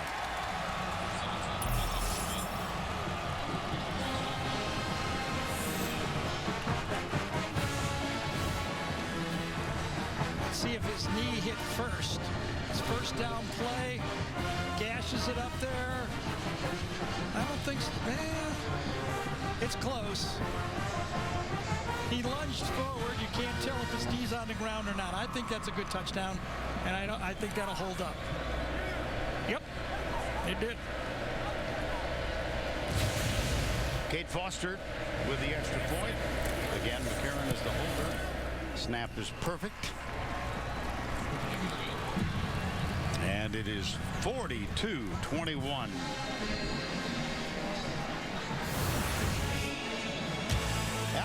has 2 drives in excess of 80 yards.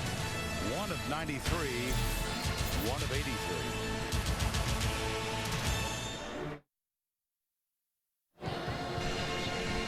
Well, if the Aggie defense cannot stop Alabama, it's going to be even heavier on the shoulders of this guy, Johnny Manziel. What kind of a day has he had?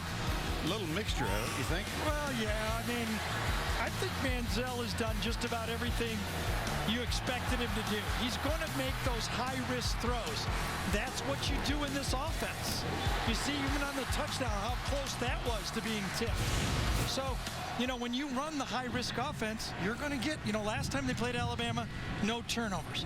This time, turnovers have caught up to him. And you know, remember that chart on how to beat Alabama? Yeah, that's right. You can always cross everything out if you've got more turnovers than Alabama. Just forget everything. Don't even need to do the rest of the stuff. No chart? No chart needed.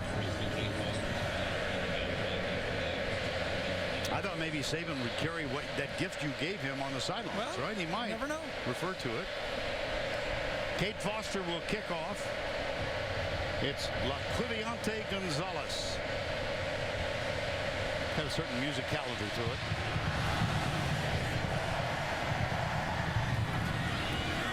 It is Gonzalez. Comes into his own teammate, DeShazer Everett. And not much on that one. Don't forget, later in the game, the play of the game, presented by Napa Auto Parts. What's your leader for the play of the game, Vern? Because we've had some big plays. You know, the flea flicker, the long touchdown pass, Johnny Manziel scramble. I mean, that was amazing play. I think it was the interception. The interception. I do too. The one he didn't go to Evans and he went the other way. Right. As far as in that, the determining play of the game. It turned things totally around. I think so too. Kevin Sumlin. 32 CJ Mosley with the tackle. Second year as the head coach, 4 years at Houston prior to that. A guy named Case Keenum threw for a few yards. And this one's going to be called back. Mike Evans in excess of 4 receptions for the 16th game. False start on the offense. Not all players were set for 1 second. It's a 5-yard penalty. Still second down. Your alma mater? Yes, the linebacker. Yes. And he's coached for some great players. Bob Stoops, Joe Tiller at Purdue, Mike Price. He's been there. R.C. Slocum here at A&M. But I wonder what's going through his mind right now. He's saying, well, I know we have an offense and we can move the ball. Do we have a defense that we're going to think about this all year? Every call we make on offense, are we going to worry about our defense? Can they stop anybody? It just behooves me to mention one more name in that list of coaches under whom he worked. Jim Wacker at Minnesota. Oh, yeah, that's right. He led the Texas Lutheran University Bulldogs to back-to-back NAIA champions in the mid-70s. This is your area, Vern. Well, I've taken care of my alumni contribution. You're going to stop by there on the way home? Well, they got a big game against Trinity tonight. Look at the time he's got. And the diving catch, or is it incomplete? Incomplete. Vern, I'm looking at a number there. Ryan Anderson, number 7, was chasing Manziel on a play. I've got 11 defensive linemen. I had to put a sheet of paper down here and stick it on there to 12. And remember, Alabama has lost Dalvin Tomlinson. It was one of the guys that Kirby Smart mentioned that they were going to miss in this game. So that's how many different players are playing. Now, Anderson's an outside linebacker, but they're using him as a defensive end in this game. Drew Kaiser with the punt. This is Christian Jones. Stopped after a modest return. Next Saturday, Ian Eagle, our buddy, sits down with Hollywood celebrities Ron Howard, Denzel Washington, Mark Wahlberg, and Tony Danza as they talk about their latest projects and sports on CBS Sports Spectaculars Stars on Sports. By the way, I heard, I didn't see it, but I heard that this Eminem was a halftime guest on another network. I saw it. We could have had Lyle Lovett here. Oh, did you? Yeah. I did. He was fun. He was up here. Speaking of all things Texan, yes, he performed here at Kyle Field last night.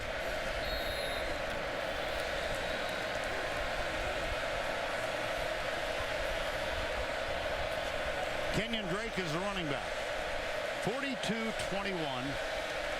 Latter stages, third quarter.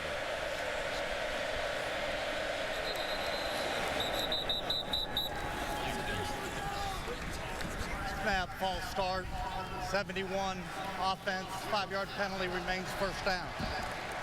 Vern, as we look at Alabama's team as they start to mash forward, let's talk a little bit about Cyrus Kwanjo, number 71. It was consistently thought that Kwanjo might have been their best offensive lineman last year. Remember, they had 2 first-round picks, including Womack and DJ Fluker went in the first round. But that game last year was unique in one way. There were potentially 4 first-round draft pick tackles in that football game. Well, on the A&M side, you had Luke Jokel, who went in the first round. And Jake Matthews, who decided to come back. Amazing. It's not often, is it, Gary, that you talk about 4 first-round offensive tackles. And along with Taylor Lewin, the fine offensive tackle for Michigan, they might be the top 3 tackles in college football. 2 of them in this game, and Taylor came back for Michigan to play 1 more year in his senior year. I remember a few years back we did that game where we had all those defensive backs for Alabama and LSU that were going to play NFL. Right. How about last year's game? 4 number 1 draft picks at offensive tackle. Second down and 10 for Alabama and McCarron.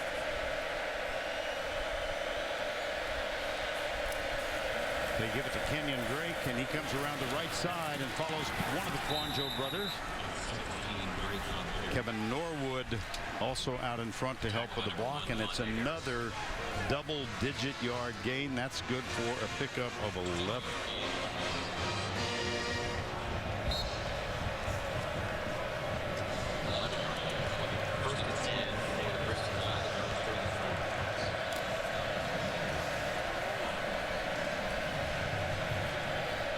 .145 to go in the third.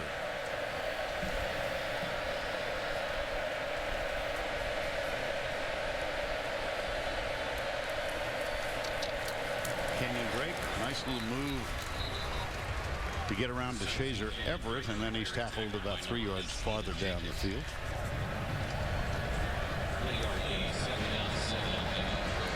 Stephen Jenkins, number 8, made the stop. Remember, Vern, when Alabama got behind last year, they didn't go to their power running game. They ran the ball last year 31 times for 122 yards. Already in this game, they've rushed for 167, 23 rushes. And total offense, Gary, so far 438 yards with 55 seconds to go in the third. The loud pattern to Yeldon.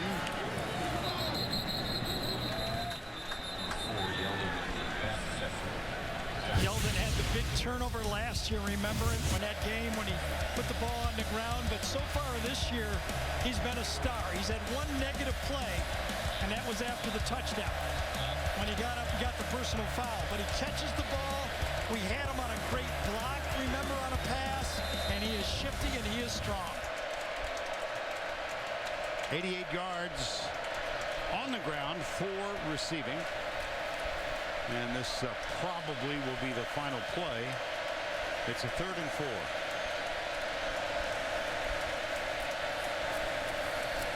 McCarron. Nice defense that time for A&M. They took away the first 2 players on that play.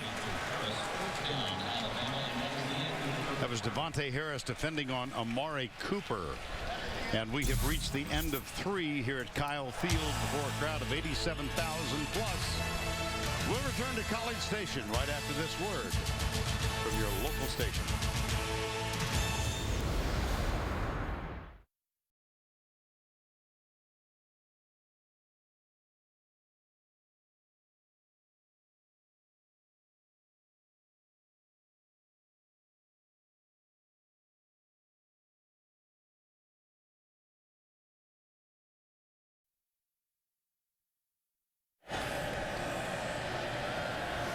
And we welcome all of you back to Kyle Field, where Alabama scored 35 unanswered to take a 42-14 lead. A&M has cut it 42-21.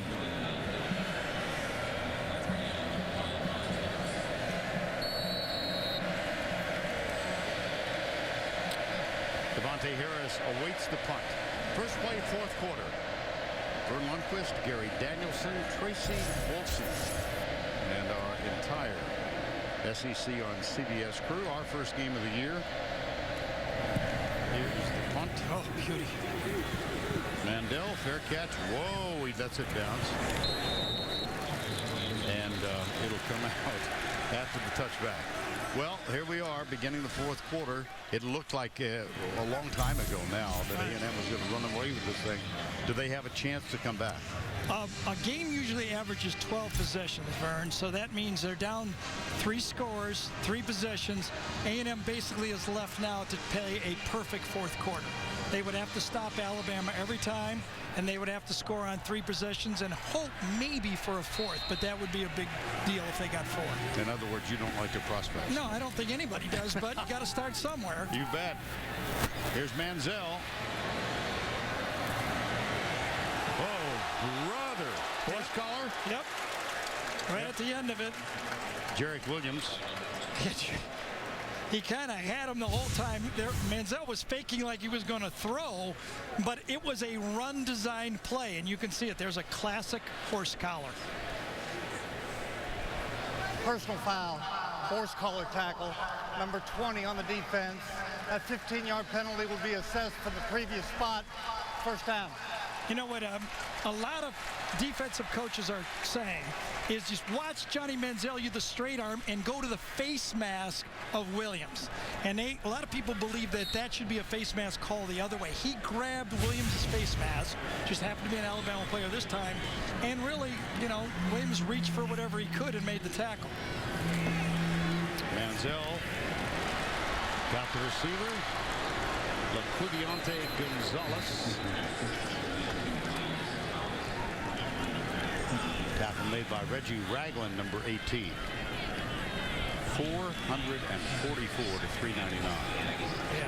And what's not in there is that interception for a touchdown. Yeah. That was Sinceri for 73 yards. Here's Manziel, takes off.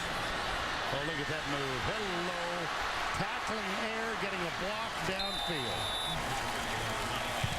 Reggie Ragland won't forget that moment for a while. Well, he's that way. He's Doug Flutie.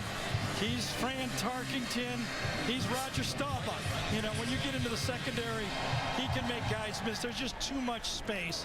Alabama was trying to play soft zone and play this clock a little bit. I'm telling you, cannot play zone against this offense. You have to come after him and take away space. Left side, timing pattern, it's caught. Walker might have stepped out of bounds. He might have stepped out of bounds before he caught the ball.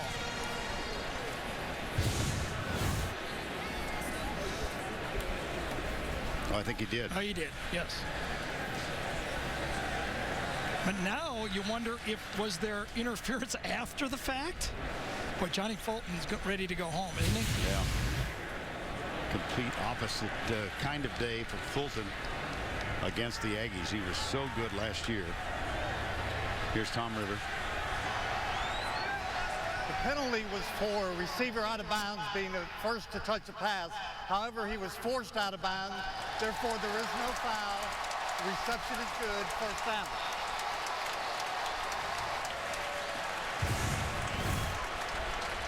Fulton, does he push him out of bounds? Yes, he did. His momentum took him out of bounds from the push.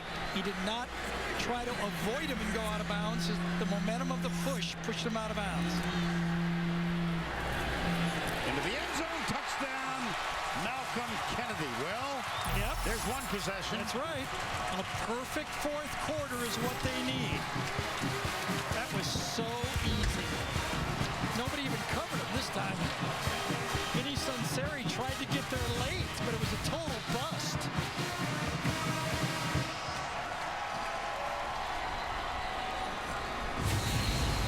Busted coverage by Alabama. Bad play down the sideline. A horse collar. They did just about everything. Extra point is up and good. 4 plays, 80 yards in a minute and a half. Well, here's the touchdown right here. You wonder what the Alabama player is doing on this play. Sunseri's back in the back of the corner and in the middle playing free safety. He just lets him go. There's no way Sunseri had any chance on the play. Landon Collins just turned him over too easy. A&M still in the football game, but now they need a stop.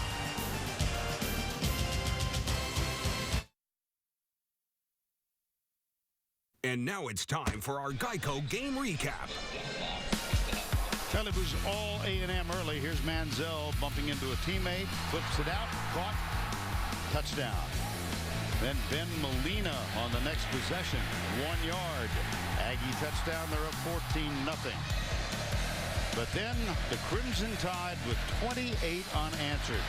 Into the corner, Kevin Norwood off the arm of A.J. McCarron.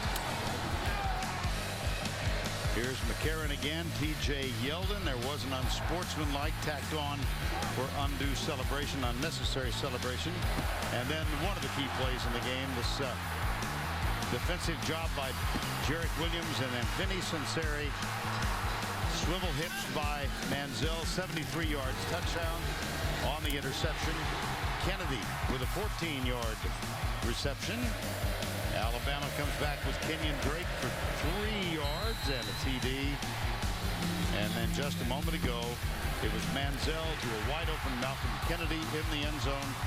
And that brings us to the current moment, a 14-point deficit, 42-28. Mentioned it is not a record crowd. That record crowd was against Nebraska here in 2010, 90,000 something. But we have 87,000 plus on hand. Bertolette. Christian Jones, number 22.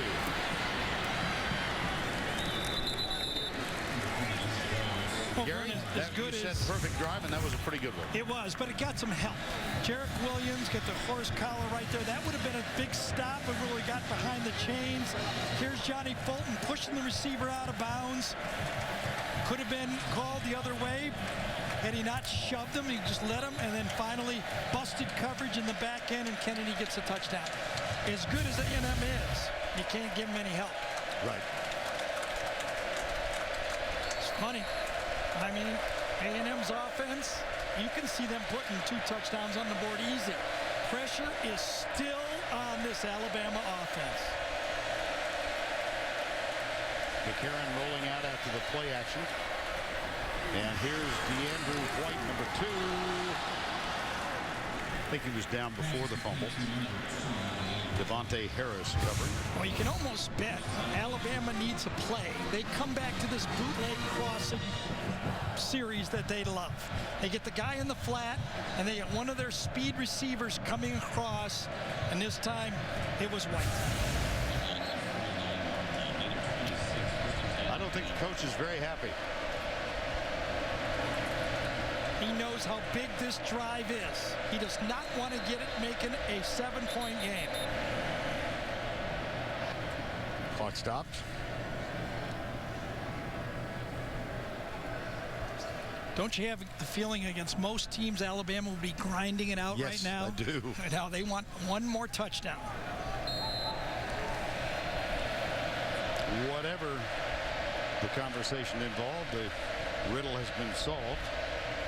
A&M crowding the line of scrimmage. They're daring Alabama to pass the ball. Instead, they hand it off to Yeldon. He's got a hole, and he breaks a tackle of Stephen Jenkins, number 8. Wow. He is something, isn't he? He, Todd Gurley. There's some couple great backs in this conference. Well, he had in excess of 1,000 yards. He opened as a freshman against Michigan a year ago with 111. The one big difference is he had number 42 back there, Eddie Lacy. Nice job that time by Austin Shepard, number 79, the new tackle to the right side. Did a good job of holding his man right at the line of scrimmage and allowing no penetration. Keep it on the ground, give it to Yeldon. Nice tackle. Good job to Shazer Everett, number 29. Well, they gave up 306 on the ground to Rice, 240 to Sam Houston State. Thus far, only 179. But A.J. McCarron's had a big day throwing the ball as well. Julian Obioha, number 95. There's Yeldon directly behind McCarron.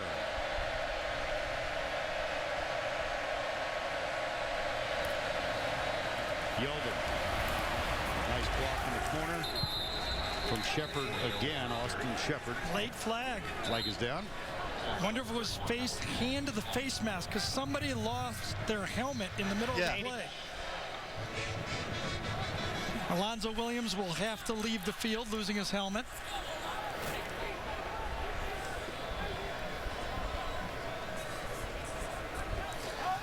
Personal foul. Defense. Continued participation without a helmet.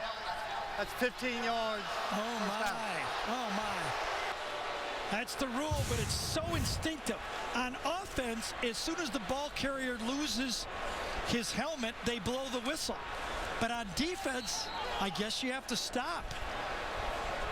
Wow, that's just, you don't even think about that. You're playing against Alabama. You need a stop to win the game, and you get a 15-yard penalty. Remember now one more thing. Even a field goal for Alabama makes it a 3-possession game again.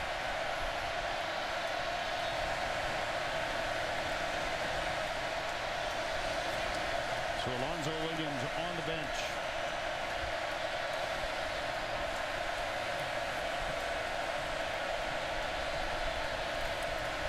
Coming left is Yeldon. And Jenkins takes him down, but Yeldon won that battle. He got an additional 4 yards. Quanjo with the block around the corner. Yeldon over 100. Yeah, Quanjo does a good job. His younger brother, Ari Quanjo, number 77, comes around and does a good job. The two big tight ends, Vogler.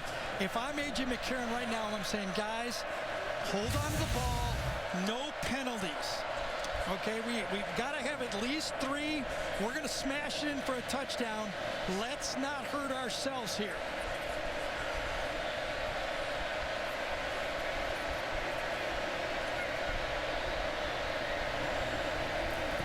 They'll feed Yeldon again. This time he's held up. And we'll see about the spot. He pushed forward. I think he got it, yep.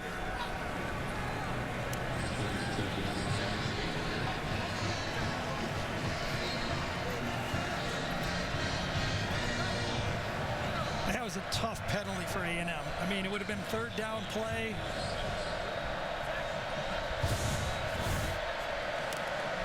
The last play one more time. Yeldon gets a pretty good job by A&M to stuff it. Nice job by Stansbury, but you're allowed to shove the guy across the line now. I formation. Give it to Yeldon up the middle. Leans out. Did he get it? No. Down just short of the goal line. I'll tell you, ball security, even that reach out right there. The one thing A&M is praying for, what kind of, can we get any kind of a break with a turnover? Can't blame Yeldon, but anything. Ball security means so much now to Alabama. 2nd and goal. Fowler's back in there. Vogler's also in the backfield, the tight end, and Yeldon is the deep back. Load up on the left side, come to the left side. No, sir. That ball came out too. Oh, yes, it did. Ball security. That was A&M's only chance.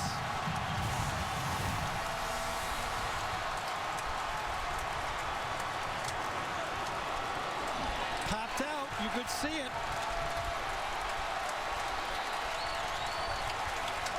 Oh, yes. Amazing. Amazing.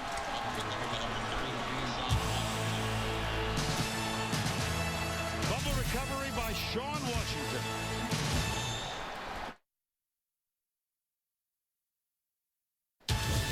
The Home Depot SEC on CBS is sponsored by Chick-fil-A, DirecTV, USAA. And by Autotrader.com. We welcome you back to Kyle Field, 42-28. Gary said they cannot lose the football. They did. Here's the answer to the Facebook poll. Gosh, I'm shocked at that. Well, actually agree with it, though. It's the truth. Number one for about, 5 or 6 years in a row. They were at least number one at one part of it. Yeldon had the turnover last year. This time he didn't get very good blocking on the play. But ball security was more important than the touchdown at that point. And now, hold on to your hats. It's going to get wild. It's going to be 4-down territory the rest of the game for A&M with Johnny Manziel. Manziel in the gun, in the end zone. Fires it out. Incomplete.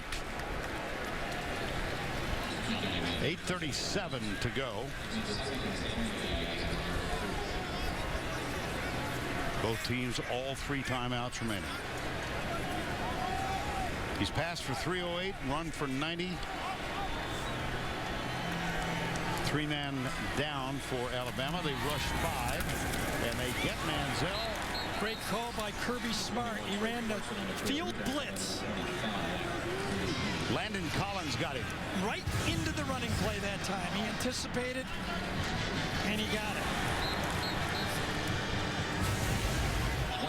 And so 3rd and 9. And again, 3 down. See how many they bring. Mosley sneaks up. Looks like he's coming. He is. Manziel from the end zone, deep down the middle. Got a man! Evans! Evans with a foot race. Michael Evans, one-man. Sunseri cannot stop him. Touchdown.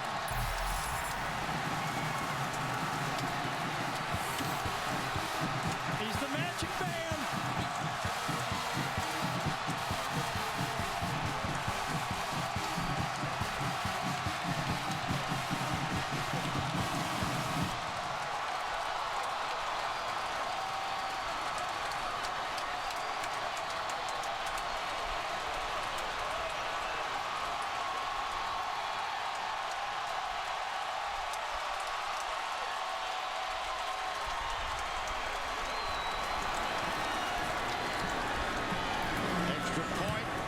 Is good.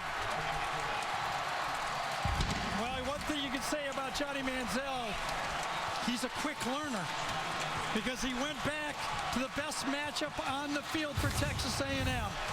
Evans down here against Cyrus Jones. Remember, Deion Blue is out of the game. Bump and run all over the field. Puts his hand up, and he throws a strike. He's not the fastest, but he runs right away from Cyrus Jones. I said nice they had, excuse me, Vern, I said they had to have a perfect quarter. They got a perfect quarter going and a gift on the fumble.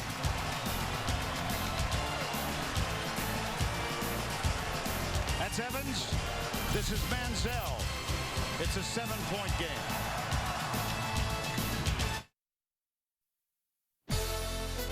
Adam Zucker in New York with this Ford update. Florida State stud Jameis Winston.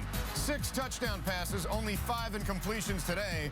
Here's a touchdown to Rashad Green, who sticks the landing 62-7 late over Nevada. As we go back to the shootout in College Station, Vern and Gary. Tis indeed, Adam. Thank you very much. 42-35. Michael Evans, just an average day. Manziel as well. Evans with 6 catches for 247 yards. Those yards add up when you go 95 with a catch. Yeah, look at the size of that man right there. Remember, he was a guy who wanted to be a basketball player. Said he didn't think he'd be big enough to play basketball, but he sure is a mismatch on the football field. Bertolette will kick off.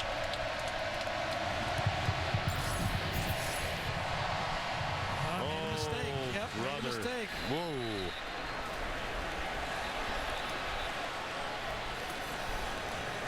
Well, Vernon, remember, as we wait for the call here,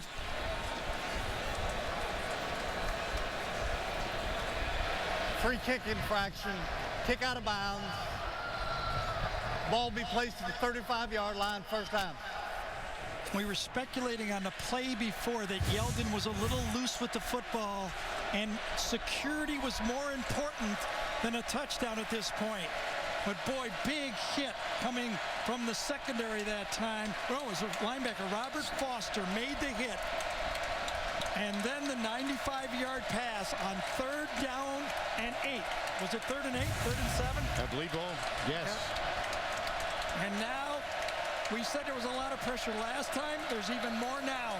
Can't imagine that Alabama defense or any fan of Alabama relishes the fact that Johnny Manziel might get the ball back with an opportunity to tie the game.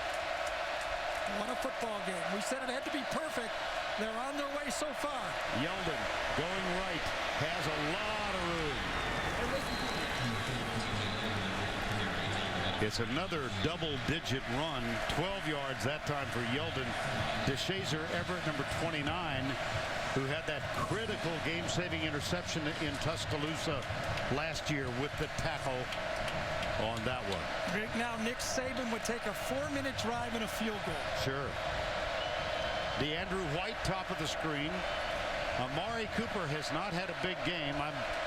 I'm assuming they're going to keep it on the ground. What do you think? Well, they really loaded the box. It's going to be hard to run the ball. Let's see if they stay with it.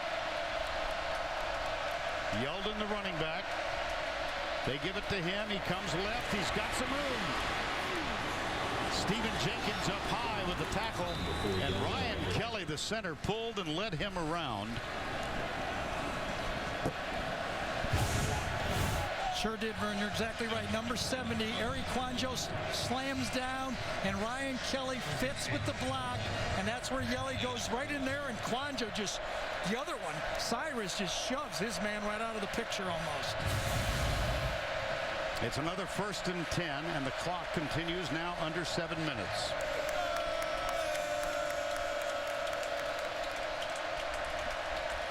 Justin Fowler is in the backfield. 250. Play action. McCarron has to get rid of it quickly, does, and it's caught by Vogler. Great job by Clay Honeycutt that time from the secondary. Stayed with his reads, did not get mesmerized by the running play, and stuck with the tight end to make it a really tough throw and no gain.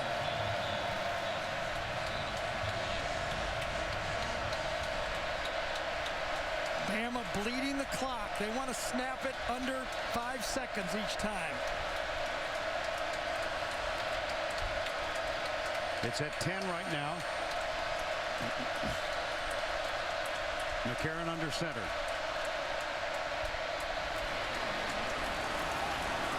A flag has been thrown.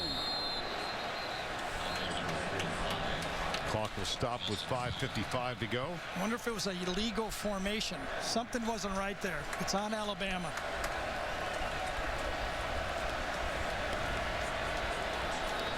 I think it was 2 people moving when the motion went. One receiver wasn't set when DeAndrew White went in motion. I think that's what happened.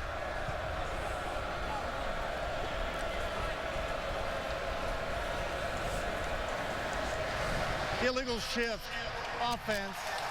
2 players moving without getting reset. 5-yard penalty, 2nd down. Again, fundamental football. It happened right down here between these 2 guys.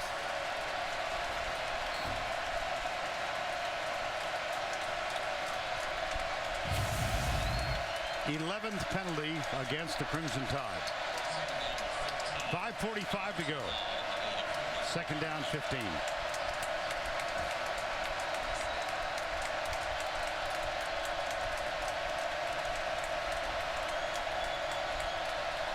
McCarron changing.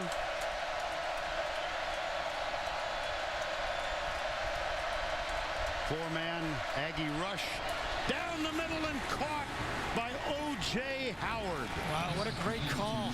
What a great call.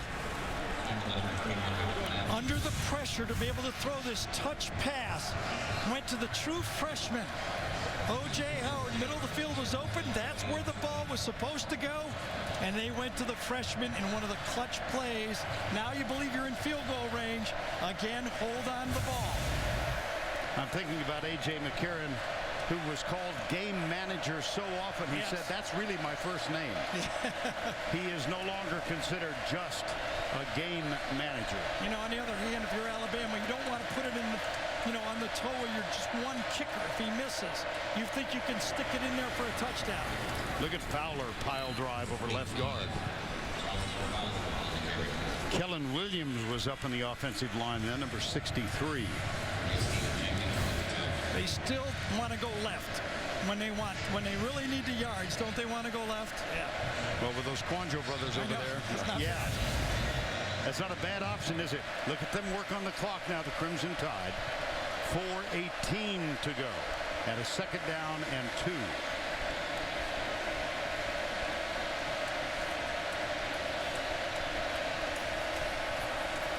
Cade Foster, by the way, has not attempted a field goal this year.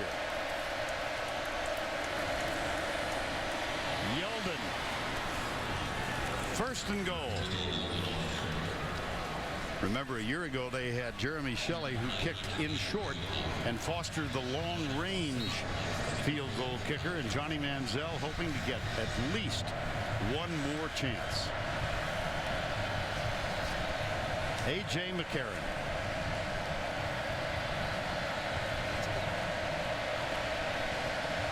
You got to wonder when Kevin Sumlin is going to start dialing some timeouts. I would assume if they get a stop here on 1st down, they got to use their timeouts. 4 minutes and 30 seconds on this drive thus far. Here's Yeldon. Stiffened. DeShazer Everett. Perfect tackling position. 3:15 on the clock. Kevin keeps looking at the clock. I'm watching. He's looking at the clock. He's looking over. It's costing him 40 seconds in between plays. Well, the clock under 3 minutes to go. He's got all 3 remaining. Well, remember, he just got a turnover last time. And keep in mind that Foster tried only the long field goals last year. And he is yet to attempt a field goal thus far this season. Yeldon stopped. Howard Matthews. He took it there. Yep. I'm sorry. There we are. Someone took the timeout.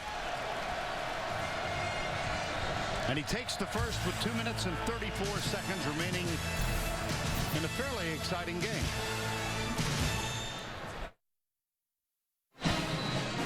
Second largest crowd ever at Kyle Field, 87,000 plus, and pulling mightily for that young man for the most part to give the Aggies a chance to come back. Meanwhile, Alabama trying to hang on to a lead, and with this critical 3rd down coming up. Vern, A&M is committing 11 players to stop the run. Very similar to the way Notre Dame did when they got those goal line stands. Would Alabama risk the pop pass to the tight end the same way they started the national championship game in? It would be an easy pitch and catch. Or will they just center it up and take the field goal? Fowler and Vogler on either side of McCarron. Yeldon is directly behind him. This is Brian Vogler in motion. He sets up now. They're going to play action. There's Fowler in the open. Touchdown, Alabama. Yeah, they wanted the touchdown, didn't they? They got to play. They thought the same way. And A&M was selling out, and they went with a play-action pass.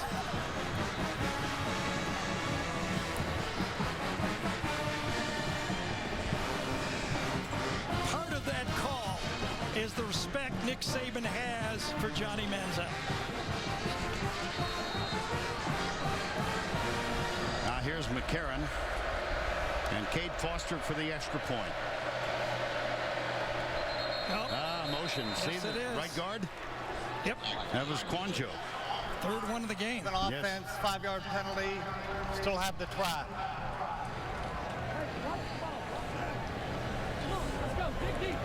Last snap to McCarron was low, and he handled it also. Let's see if we can get a clean snap for Alabama. A&M would die to make this a 13-point game instead of a 14-point game. Cole Mazza is the long snapper. Foster hammers it home. Well, a play-action pass. Jalston Fowler's second catch of the year. Same formation that caused the fumble last time. This time, Falston sneaks out from behind a boot sneak. Behind the line of scrimmage, very tough to defend. A&M is selling out of the run. Speculated would it be the pop to the tight end. Almost the same type of call. Well, McCarron does his part. Manziel, boy, that's Jalston Fowler with the touchdown.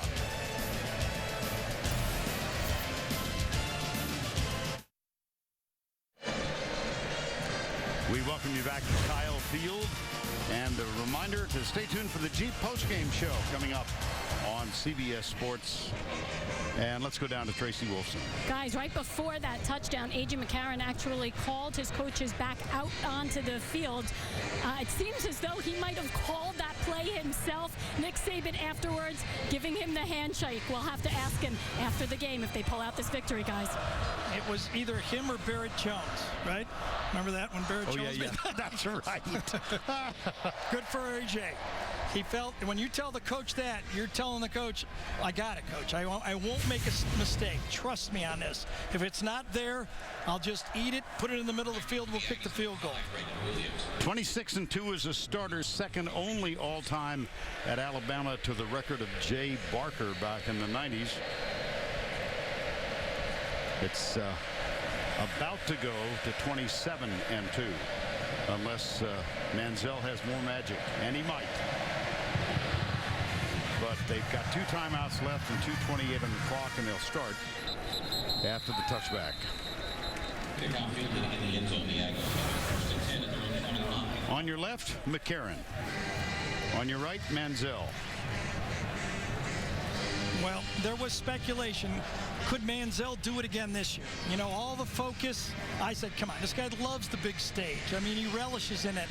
The 2 interceptions is the big difference in this football game. I mean, you know, last year A&M had none.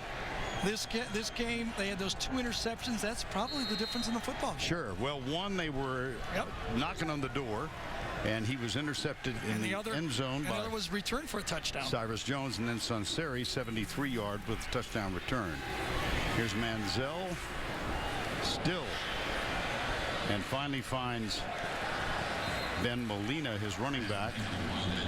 Stops the clock with 2:18 to go. Well, obviously, A&M, when they don't get out of bounds, are going to have to go fast the rest of the way. And they're also going to now have to have an onside kick. It's their only chance to win the football game. 3-man rush. They drop 8, does Alabama. Left side. And Kennedy does not get out of bounds. Clock will stop with the first down, though. Right. John Fulton makes the tackle.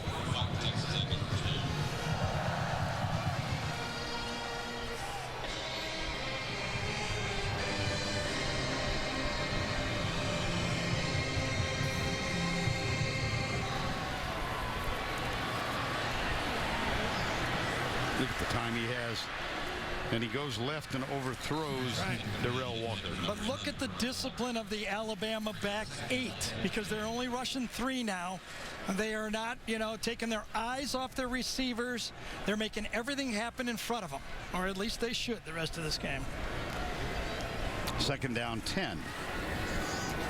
3 wide to the right, 1 to the left. And again, the 3-man rush. Molina searching for, there's Mosley. C.J. Mosley, the All-American. Number 32. We haven't called him much, right? No, we have not. No. Then on the field the whole game, calling all the signals, it just, not a lot happens in that middle linebacker position in this offense.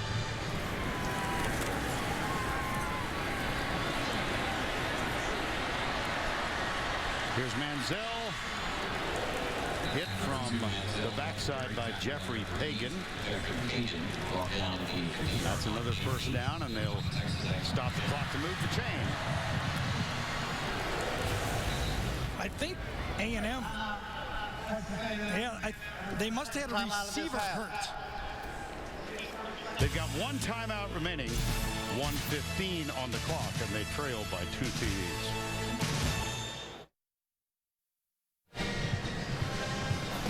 A doubleheader tomorrow. The lead game early, San Diego at Philadelphia. Tennessee is at Houston. We mentioned that because Bruce Matthews is here. And the lead game late, Denver at the New York Giants. And it all begins with JV and the Gang, presented by Southwest Airlines.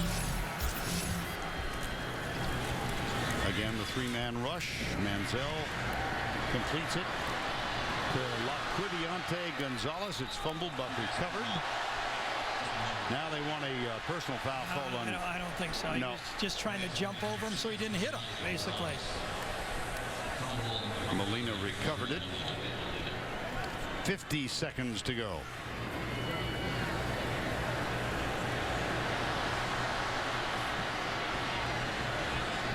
And he shoves it. How about that? Made a play, but Alabama just took 10 seconds off the clock. They're happy.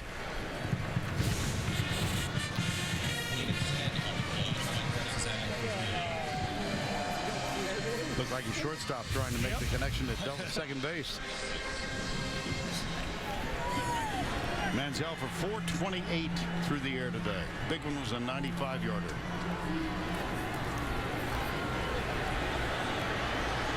Hagan comes. They don't get him again. Now he lobs it deep. It's caught again.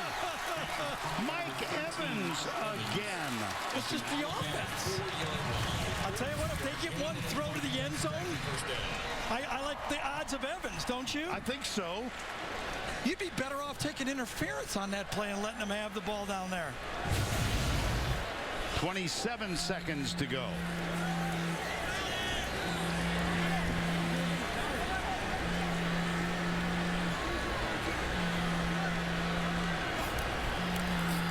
From the corner into the end zone, deep, incomplete.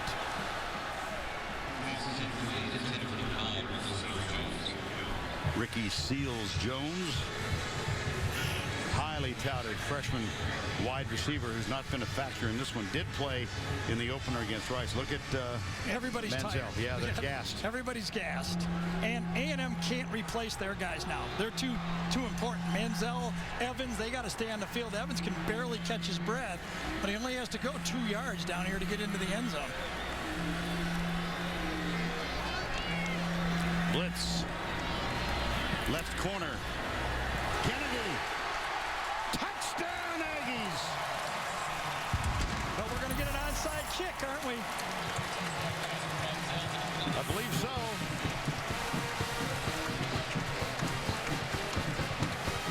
This is their number one play down by the goal line when it's man-to-man. The two outside players slant in.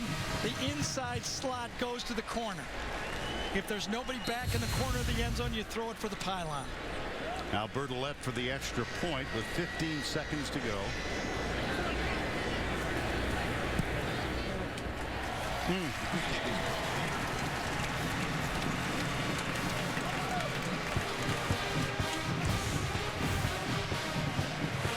That was Landon Collins trying to defend, and Kennedy comes down with it. That guy in the background was holding up that defense sign. Right. Don't get much use of that around here,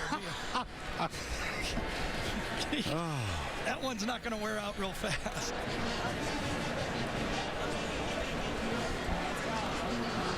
.49-42, 15 seconds remaining. Onside kick forthcoming.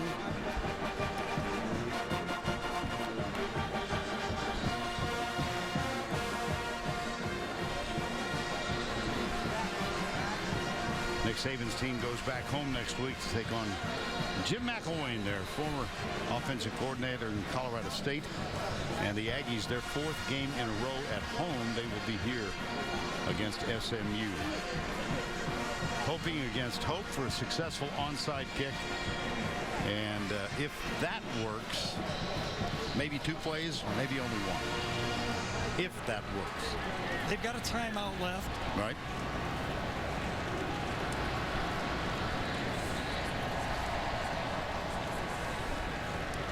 The hands team is up there.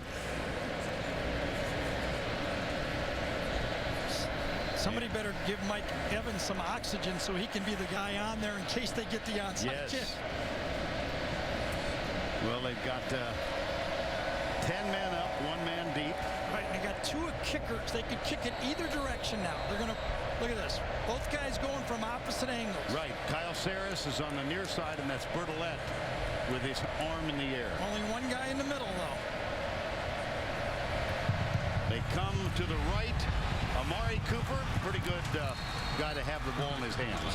Well, I don't want to say Alabama survived because they earned this win. It was a tough win. And when the pressure was on, they came through and made the plays.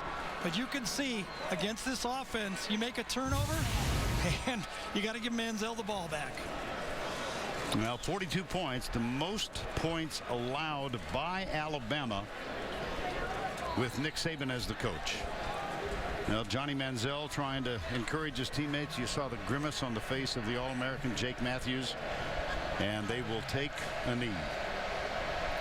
Neither team backed up a step in this game, did they? Not at all. Fought the whole way.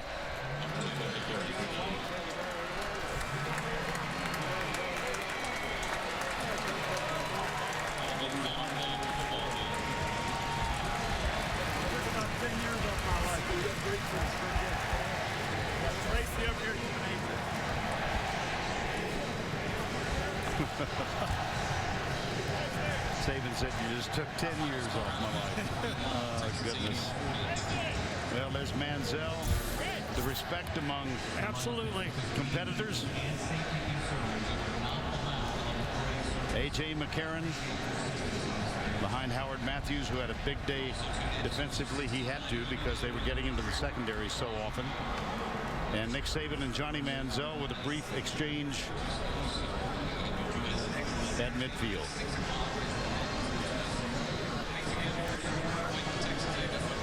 Well, may they all be like this for the rest of our season. You know, we always say that it's hard to win a championship, and you got to earn it. Any conference. In this conference, going on the road against Manziel, playing Alabama, LSU, it's tough. Let's go down to Tracy, who is with Nick Saban. Well, actually, I'm with Nick Saban and A.J. McCarron. A.J., let me start with you. You talked all week this wasn't about revenge, but it has to feel good to get some payback here on the road. It's not really about payback. It's another win for us in our program. Unbelievable job by our team, overall team win. I mean, the biggest point came down the hands team right there. And as Coach said, 60-minute ball game, and we played it. Have to ask you about that last touchdown to Fowler, and you brought the coaches back onto the field. What did you say to them before that throw? I just told Coach I wanted the ball in my hands. I felt comfortable with the play that we had, and I just, being a leader and being the competitor I am, I just wanted it in my hands to give a chance to win the ball game. Well, congratulations. Amazing effort tonight. And, Coach, what does that say about your quarterback, that you can go there and trust him with an important play like that? Well, that's the play that he wanted, and I always believe in the players. I really do. It was a play-action pass off the play that we've been running a couple times, actually the play that we fumbled on. So it was really a good call. It's a good call on his part. Doug really wanted to run it too, so it was great. What can you say about Johnny Manziel? You told me yesterday this guy can't be stopped. And again, tremendous plays by him. I saw you have a conversation right before he left the field. What can you say about the type of competitor that he is? Well, I think he's a great competitor. He just does a fantastic job for his team. He's a great leader. He makes a tremendous amount of plays that nobody else probably could make. We obviously have to play better on defense fundamentally. That's something that we need to work on, but you have to get Texas A&M's team a lot of credit. You got to give our offense a lot of credit. We said before the game, it's our team against their team, and our offensive team did a fantastic job. Tremendous win. Thanks a lot. All right, thank you. Vern?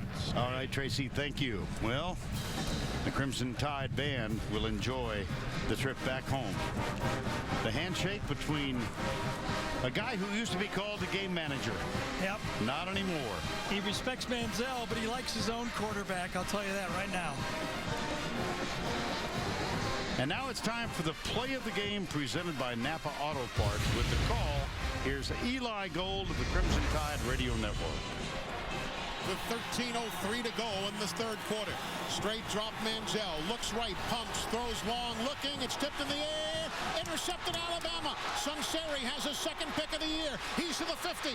Back the other way to the 40. He's to the 30. Going down the left sideline. 20, 15, 10, 5. Spin. Forward. Touchdown!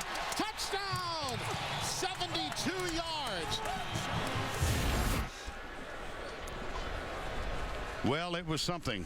Everything we hoped that it would be. A.J. McCarron with a big game. Johnny Manziel equally big in a losing cause. But Alabama wins it on the road. For Gary Danielson, Tracy Wolfson, the guys in the booth, and the gal in the booth, Katie McGuire, Butch Baird, Chuck Gardner, all of our gang. So long from College Station. The Jeep postgame show is up next after these messages and a word from your local station.